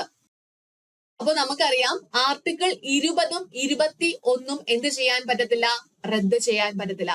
പക്ഷേ ഏതോ ഒരു സാഹചര്യത്തിൽ ബാക്കിയുള്ള ആർട്ടിക്കിൾസ് എന്ത് ചെയ്യാം, അത് റദ്ദ് ചെയ്യാനായിട്ട് സാധിക്കും. ഏത് സാഹചര്യത്തിലാണ്? അടിയന്തരാവസ്ഥ, എമർജൻസി കാലഘട്ടത്തിൽ എന്ത് ചെയ്യാം, 20, 21 എന്നീ ആർട്ടിക്കിൾ ഒഴികെയുള്ള ബാക്കി ആർട്ടിക്കിൾസ് റദ്ദ് ചെയ്യാം. അതായത് ആ അവകാശങ്ങൾ റദ്ദ് ചെയ്യാനായിട്ട് സാധിക്കും. അടിയന്തരാവസ്ഥ, എമർജൻസി ഏത് ഭാഗമാണ്? ഭാഗം 18 352 മുതൽ 360 മുതൽ 360 വരെയുള്ള ആർട്ടിക്കിളിലായിട്ടാണ് എന്തിനെ പറ്റി പറയുന്നത്? എമർജൻസി അഥവാ അടിയന്തരാവസ്ഥയെ പറ്റി പറയുന്നത് അല്ലെ. ആരാണ് അടിയന്തരാവസ്ഥ പ്രഖ്യാപിക്കുന്നത്? അത് രാഷ്ട്രപതി ആയിരിക്കും. ഈ ഒരു ആശയം എവിടെ നിന്നാണ് കടമെടുത്തത്?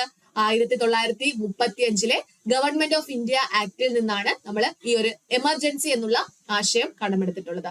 അപ്പൊ നമ്മുടെ ഭരണഘടനയില് 3 തരത്തിലുള്ള അടിയന്തരാവസ്ഥയെ പറ്റിയിട്ടാണ് പറയുന്നത്. ഏതൊക്കെയാണ്? National emergency, state emergency, financial emergency. ദേശീയ അടിയന്തരാവസ്ഥ, സംസ്ഥാന അടിയന്തരാവസ്ഥ, അതിന്റെ മറ്റൊരു പേരാണ് പ്രസിഡന്റിന്റെ ഭരണം, പ്രസിഡന്റ്സ് റൂൾ എന്നൊക്കെ പറയുന്നത് അല്ലെ. അതുപോലെ സാമ്പത്തിക അടിയന്തരാവസ്ഥ. അതില് 352 ആർട്ടിക്കിളിലാണ് ദേശീയ അടിയന്തരാവസ്ഥയെ പറ്റി പറയുന്നത്. 352 എന്ത് പറയുന്നത്? ദേശീയ അടിയന്തരാവസ്ഥയെ പറ്റി പറയുന്നത്. ആർട്ടിക്കിൾ 352 മുതൽ അതുപോലെ 360 വരെയുള്ള ആർട്ടിക്കിളായിട്ടാണ് എമർജൻസിയെ പറ്റി പറയുന്നത് അല്ലെ.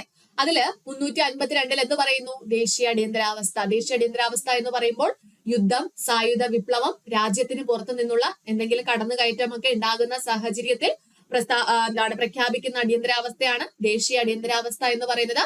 ഇന്ത്യൻ ഭരണഘടനാ പ്രകാരം ദേശീയ അടിയന്തരാവസ്ഥ പ്രഖ്യാപിക്കുമ്പോഴാണ് എന്ത് ചെയ്യുന്നത്? മൗലികാവകാശങ്ങൾ റദ്ദായി പോകുന്നത്.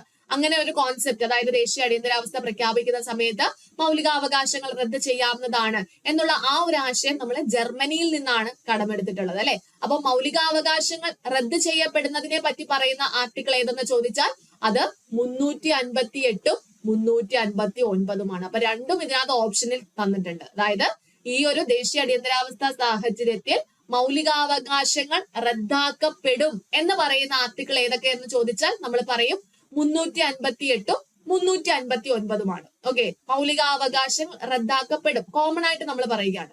എന്നാൽ ഇതിൽ സെപ്പറേറ്റ് ആയിട്ട് എന്തൊക്കെയാണ് പറഞ്ഞിട്ടുള്ളത്? അതായത് 358 എന്താണ് പറയുന്നത്, 359 എന്താണ് പറയുന്നത് എന്ന് നമ്മൾ കൃത്യമായിട്ട് പഠിച്ചിട്ടുണ്ടെങ്കിൽ ഉറപ്പായിട്ടും ഇതിന് ആൻസർ ചെയ്യാൻ സാധിക്കും. അതായത് 358 എന്താ പറയുന്നത്? ദേശീയ അടിയന്തരാവസ്ഥ പ്രഖ്യാപിക്കുമ്പോൾ എന്ത് ചെയ്യാ? ആർട്ടിക്കിൾ 19 എന്തായിരുന്നു പറഞ്ഞിരുന്നത്? 6 മൗലിക സ്വാതന്ത്ര്യങ്ങളെ പറ്റിയിട്ട് പറയുന്ന ആർട്ടിക്കിളാണ് ആർട്ടിക്കിൾ 19 എന്ന് പറയുന്നത്. അപ്പോ ഈ ആർട്ടിക്കിൾ 358 എന്താ പറയുന്നത് എന്ന് ചോദിച്ചാൽ ദേശീയ അടിയന്തരാവസ്ഥ പ്രഖ്യാപിക്കുന്ന സമയത്ത് ആർട്ടിക്കിൾ 19 പറഞ്ഞിട്ടുള്ള 6 മൗലിക സ്വാതന്ത്ര്യങ്ങൾ റദ്ദാക്കപ്പെടും എന്ന് പറയുന്ന ആർട്ടിക്കിളാണ് ആർട്ടിക്കിൾ 358. എന്നാൽ ആർട്ടിക്കിൾ 359 എന്താ പറയുന്നത്? ആർട്ടിക്കിൾ 20, 21 ഒഴികെയുള്ള മറ്റെല്ലാ ആർട്ടിക്കിളുകളും ദേശീയ അടിയന്തരാവസ്ഥ കാലത്ത് ബാക്കിയുള്ള എല്ലാ അവകാശങ്ങളും മൗലിക അവകാശങ്ങളും ദേശീയ അടിയന്തരാവസ്ഥ കാലത്ത് റദ്ദാക്കപ്പെടും എന്ന് പറയുന്ന ആർട്ടിക്കിൾ ആണേത്? ആർട്ടിക്കിൾ 359. സോ ഇവിടെ നമുക്ക് ആൻസർ ആയിട്ട് വരുന്നത് എന്തായിരിക്കും? ആർട്ടിക്കിൾ 359 ആയിരിക്കും. മനസ്സിലായോ? അതാ പറയുന്നത് as per the article 359 of the Indian constitution where a proclamation of emergency is in operation, the president may order declare that the right to move to courts for the enforcement of fundamental rights conferred by part 3 shall remain suspended for the period during which the proclamation is in force. അപ്പം 20, 21 ഒഴികെയുള്ള ബാക്കി എല്ലാ അവകാശങ്ങളും എന്ത് ചെയ്യും? റദ്ദാക്കപ്പെടും എന്ന് പറയുന്ന ആർട്ടിക്കിൾ ആണ് ആർട്ടിക്കിൾ 359. ഓക്കെ, ഇനി ഇതാ നോക്കിക്കേ. Under Article 356 of the Constitution of India, President's rule was imposed for the first time in എവിടെയാണ് ആദ്യമായിട്ട് 356 പ്രകാരം സംസ്ഥാന ഭരണം അഥവാ പ്രസിഡന്റ്സ് റൂള് ഇംപ്ലിമെന്റ് ചെയ്തതെന്നാണ് ചോദിച്ചിട്ടുള്ളത്. Option A Uttar Pradesh, option B Travancore Cochin, option C PEPSU, option D Bihar. ഇതിൽ എവിടെയാണ് അത് പ്രഖ്യാപിച്ചിട്ടുള്ളതെന്നാണ് ചോദിച്ചിട്ടുള്ളത്. ആദ്യമായിട്ട് രാഷ്ട്രപതി ഭരണം കൊണ്ടുവന്നത് എവിടെയാണ്? പെപ്സു ആണ്. പെപ്സു എന്ന് പറഞ്ഞാൽ അന്നത്തെ കാലത്ത് അതിനെ Patiala and east Punjab state യൂണിയനെയാണ് പെപ്സു എന്ന് പറയാറുള്ളത്. അല്ലെങ്കിൽ ഓപ്ഷനിൽ ചിലപ്പോൾ പഞ്ചാബ് എന്ന് മാത്രമാണെങ്കിൽ അതിവിടെ ആൻസർ പഞ്ചാബ് എന്ന് കൊടുക്കുക. പെപ്സു എന്നാണ് പറയുന്നതെങ്കിൽ അവിടെ പെപ്സു എന്ന് കൊടുക്കുക. ഓക്കെ, അപ്പോ ഏത് സമയത്തായിരുന്നു? 1951 ജൂൺ മാസം 20 മുതൽ 1952 ഏപ്രിൽ മാസം 17 വരെയുള്ള കാലയളവിലായിരുന്നു എന്ത് ചെയ്തിരുന്നത്? ഒരു 302 ദിവസത്തേക്ക് ഈ ഒരു ഏരിയയില് എന്താണ് രാഷ്ട്രപതി ഭരണമായിരുന്നു കൊണ്ടുവന്നത്. അപ്പോ സംസ്ഥാന അടിയന്തരാവസ്ഥ തന്നെയാണ് നമ്മൾ പ്രസിഡന്റ് ഭരണം എന്ന് പറയുന്നത്. ആർട്ടിക്കിൾ 356 രാഷ്ട്രപതി ഭരണത്തെ പറ്റി പറയുന്നത്. ഏതൊക്കെ സാഹചര്യങ്ങളിലാണ് രാഷ്ട്രപതി ഭരണം കൊണ്ടുവരുന്നത് എന്ന് ചോദിച്ചാൽ, ഒന്ന്, ഇപ്പൊ മുഖ്യമന്ത്രി രാജിവെക്കുന്നു, ഒരു സംസ്ഥാനത്ത് മുഖ്യമന്ത്രി രാജിവെക്കുന്നു, അല്ലെങ്കിൽ ഒരു പുതിയതായിട്ട് ഒരു മന്ത്രിസഭ അവിടെ രൂപീകരിച്ചിട്ടില്ല. അങ്ങനത്തെ സിറ്റുവേഷൻ ആണെങ്കിൽ രാഷ്ട്രപതിക്ക് അവിടെ രാഷ്ട്രപതി ഭരണം കൊണ്ടുവരാം. കേന്ദ്രത്തിന് ഡയറക്റ്റ് ആ സംസ്ഥാനം ഭരിക്കാനായിട്ട് സാധിക്കും. രണ്ട്, നിയമസഭാ ഇലക്ഷൻ നടക്കുന്ന സമയത്ത് അവിടെ ഒരു പാർട്ടിക്കും അല്ലെങ്കിൽ ഒരു മുന്നണിക്കും എന്ത് ലഭിക്കുന്നില്ല? ഭൂരിപക്ഷം ലഭിക്കുന്നില്ല. അങ്ങനത്തെ സിറ്റുവേഷൻ ആണെങ്കിലും അവിടെ എന്ത് ചെയ്യാം? ആ ഒരു പ്രസിഡന്റ് ഭരണം, രാഷ്ട്രപതി ഭരണം കൊണ്ടുവരാം. പിന്നെന്താണ്? ക്രമസമാധാനം തകരാറിൽ, ആ ഒരു സംസ്ഥാനത്തെ ക്രമസമാധാനം തകരാറിലാകുന്ന സമയത്തും എന്ത് ചെയ്യാം? ആർട്ടിക്കിൾ 356 പ്രകാരം, 356 രാഷ്ട്രപതി ഭരണത്തെ പറ്റി പറയുന്നത്. 356 പ്രകാരം ഈ ഒരു ഭരണം കൊണ്ടുവരാം. എന്നാൽ ഈ രാഷ്ട്രപതി ഭരണത്തെ പറ്റി പറയുന്ന മറ്റൊരു ആർട്ടിക്കിൾ കൂടിയുണ്ട്. ഈ 356 അല്ലാതെ വേറൊരു ആർട്ടിക്കിളിൽ കൂടി രാഷ്ട്രപതി ഭരണത്തെ പറ്റി പറയുന്നുണ്ട്. ഏത് ആർട്ടിക്കിളിലാണ്? ഈ ലാസ്റ്റ് 2 ഡിജിറ്റ് അങ്ങ് തിരിച്ചിട്ടാൽ മതി. 365. അതായത് 365 എന്താ പറയുന്നത്? ഭരണഘടനാപരമായി നമ്മുടെ കേന്ദ്ര ഗവൺമെന്റ്, അതായത് സെൻട്രൽ ഗവൺമെന്റ് നൽകുന്ന നിർദ്ദേശങ്ങൾ പാലിക്കാതെ വരികയാണെങ്കിൽ പ്രസിഡന്റിന് സംസ്ഥാന സർക്കാരിനെ പുറത്താക്കി പ്രസിഡന്റ് ഭരണം ആ സംസ്ഥാനത്ത് കൊണ്ടുവരാനായിട്ട് സാധിക്കും. അതിനെയാണ് ആർട്ടിക്കിൾ 365 പറയുന്നത്. ഓക്കെ, അപ്പൊ ആദ്യമായിട്ട് പ്രസിഡന്റ് ഭരണം വന്നത് 1951 പഞ്ചാബിലാണ്. ഗവൺമെന്റിനെ പിരിച്ചുവിട്ടുകൊണ്ട് ആദ്യമായിട്ട് പ്രസിഡന്റ് ഭരണം വരുന്നത് കേരളത്തിലാണ്. അതിന്റെ ക്രെഡിറ്റ് നമ്മുടെ കേരളത്തിനാണ്. ഏത് വർഷമാണ്? 1959 വിമോചന സമരത്തിലേക്ക് തുടർന്നിട്ട് അല്ലെ. ഇപ്പൊ കേരളത്തിൽ ഓൾമോസ്റ്റ് 7 തവണയോളം എന്ത് ചെയ്തിട്ടുണ്ട്? അടിയന്തരാവസ്ഥ പ്രഖ്യാപിച്ചിട്ടുണ്ടെന്ന് ഓർത്തു വെച്ചിരിക്കുക. ഓക്കെ, ക്ലിയർ ആണോ? എങ്കിൽ അടുത്ത ചോദ്യത്തിലേക്ക് പോകാം. ചോദ്യം നോക്കിക്കേ. ചോദ്യം ഇതാണ്: which one of the following is the time limit for the ratification of national emergency period by the parliament? Parliament എന്ത് ചെയ്യുന്നു? ഈ ഒരു അടിയന്തരാവസ്ഥ, നാഷണൽ എമർജൻസി മീൻസ് ദേശീയ അടിയന്തരാവസ്ഥ അല്ലെ, ആ ദേശീയ അടിയന്തരാവസ്ഥ അംഗീകരിക്കുന്നതിനുള്ള ടൈം പീരീഡ് എത്രയെന്നാണ് ചോദിച്ചിട്ടുള്ളത്. 14 ദിവസമാണോ, 1 മാസമാണോ, 3 മാസമാണോ, 6 മാസമാണോ? എന്താണ് ആൻസർ വരുന്നത്? ആൻസർ വരുന്നത് 1 മാസമാണ് അല്ലെ. അതായത് ദേശീയ അടിയന്തരാവസ്ഥ നമ്മുടെ പാർലമെന്റിന്റെ ഇരുസഭകളും അംഗീകരിക്കേണ്ട സമയപരിധി എന്ന് പറയുന്നത് 1 മാസമാണ്. ദേശീയ അടിയന്തരാവസ്ഥ പ്രഖ്യാപിക്കുകയാണെങ്കിൽ അത് 1 മാസത്തിനകം എന്ത് ചെയ്തിരിക്കണം? പാർലമെന്റ് അംഗീകരിച്ചിരിക്കണം. അതായത് 1978 44-ാം ഭരണഘടനാ ഭേദഗതിക്ക് മുമ്പ് ഇത് എത്ര മാസമായിരുന്നു? 2 മാസമായിരുന്നു. ഈ ഭേദഗതിയിലൂടെയാണ് അത് 1 മാസമാക്കി മാറ്റിയത്. ഇനി സംസ്ഥാന അടിയന്തരാവസ്ഥ പ്രഖ്യാപിക്കുകയാണെങ്കിൽ അത് പാർലമെന്റ് 2 മാസത്തിനുള്ളിലാണ് അത് അംഗീകരിക്കേണ്ടത് അല്ലെ. അപ്പൊ പ്രസിഡന്റ് ഭരണത്തിന്റെ സാധാരണ കാലാവധി എന്ന് പറയുന്നത്, പ്രസിഡന്റ് ഭരണം, ഒരു സംസ്ഥാനത്ത് പ്രസിഡന്റ് ഭരണം കൊണ്ടുവരുന്നത് എത്ര നാളത്തേക്കായിരിക്കും? 6 മാസമാണ്. സാധാരണ കാലാവധി 6 മാസമാണ് പ്രസിഡന്റ് ഭരണത്തിന്റെ. എന്നാൽ മാക്സിമം എവിടെ വരെ പോകാം? 3 വർഷം വരെ മാക്സിമം പ്രസിഡന്റ് ഭരണം കൊണ്ടുവരാൻ സാധിക്കും. പക്ഷെ ഓരോ 6 മാസം കൂടുമ്പോഴും പാർലമെന്റ് സമ്മതിച്ചാൽ മാത്രമേ എന്ത് ചെയ്യാവുള്ളൂ?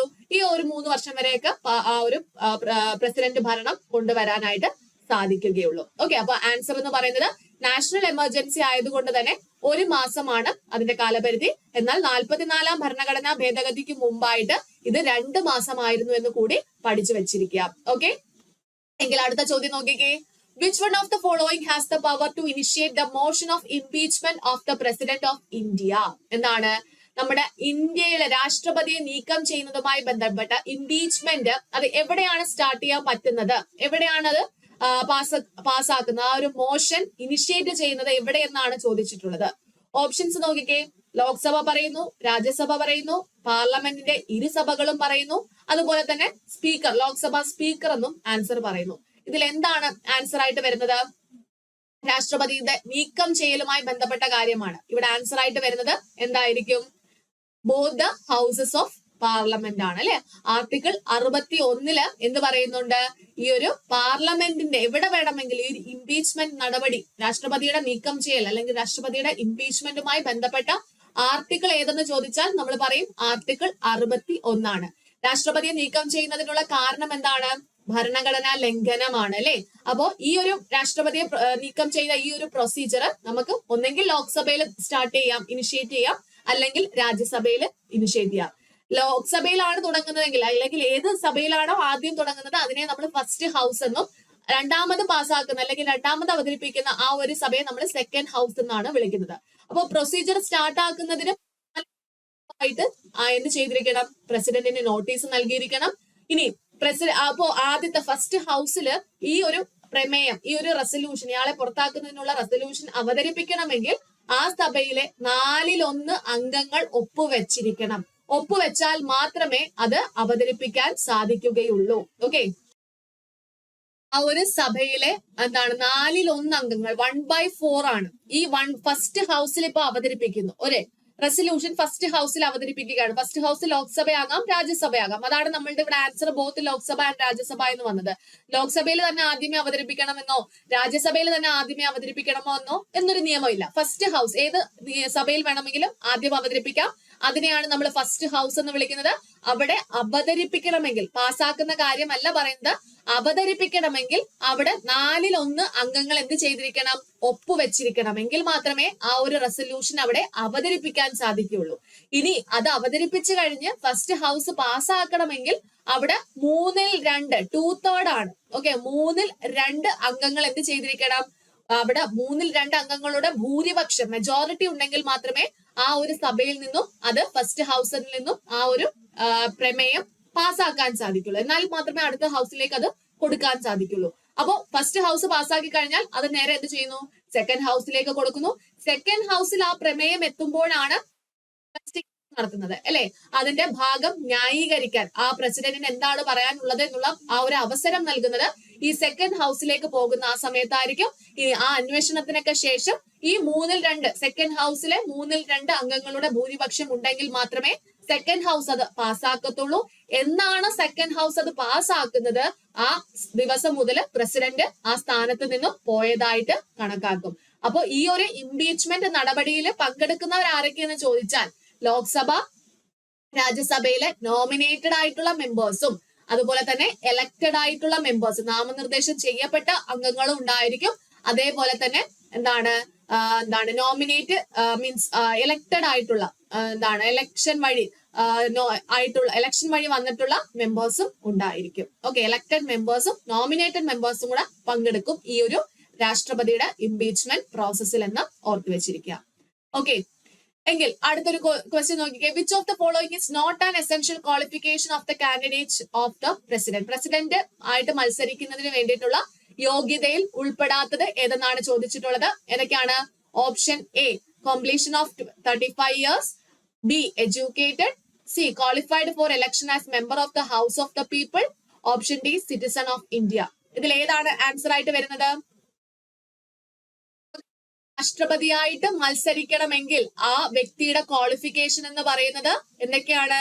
ഒന്ന്, ഈ ഒരു ക്വാളിഫിക്കേഷൻ, ഈ ഒരു 35 വയസ്സ് പൂർത്തിയായിരിക്കണം. അതുപോലെ തന്നെ qualified for the election as member of the house of people. House of people എന്ന് പറഞ്ഞാൽ ലോക്സഭ അംഗമാകുന്നതിനുള്ള ക്വാളിഫിക്കേഷൻ ഉണ്ടായിരിക്കണം. ഇന്ത്യൻ പൗരനായിരിക്കണം. സോ ഇവിടെ എന്ത് ചെയ്യുന്നില്ല? ഈ എഡ്യൂക്കേറ്റഡ് എന്നുള്ള ഒരു ക്വാളിഫിക്കേഷൻ പറയുന്നില്ല. സോ ആൻസർ എന്ന് പറയുന്നത് ഇതിനകത്ത് ഉൾപ്പെടാത്ത ക്വാളിഫിക്കേഷൻ ഏതാണ്? എഡ്യൂക്കേറ്റഡ് എന്നുള്ള ക്വാളിഫിക്കേഷൻ ആണ്. അല്ലാതെ ഇന്ത്യൻ പൗരനായിരിക്കണം, 35 വയസ്സ് പ്രായമുണ്ടായിരിക്കണം, ലോക്സഭ അംഗമാകുന്നതിനുള്ള ക്വാളിഫിക്കേഷൻ ഉണ്ടായിരിക്കണം. പിന്നെ പ്രോഫിറ്റ് കിട്ടുന്ന ഒരു ജോലിയിൽ, അതായത് ലാഭം കിട്ടുന്ന ഒരു ജോലിയിൽ ഉള്ള വ്യക്തി ആയിരിക്കരുത്. അതുകൊണ്ട് തന്നെ ഓപ്ഷൻ ബി ആണ് അവിടെ ആൻസർ ആയിട്ട് വരുന്നത്. ഓക്കെ.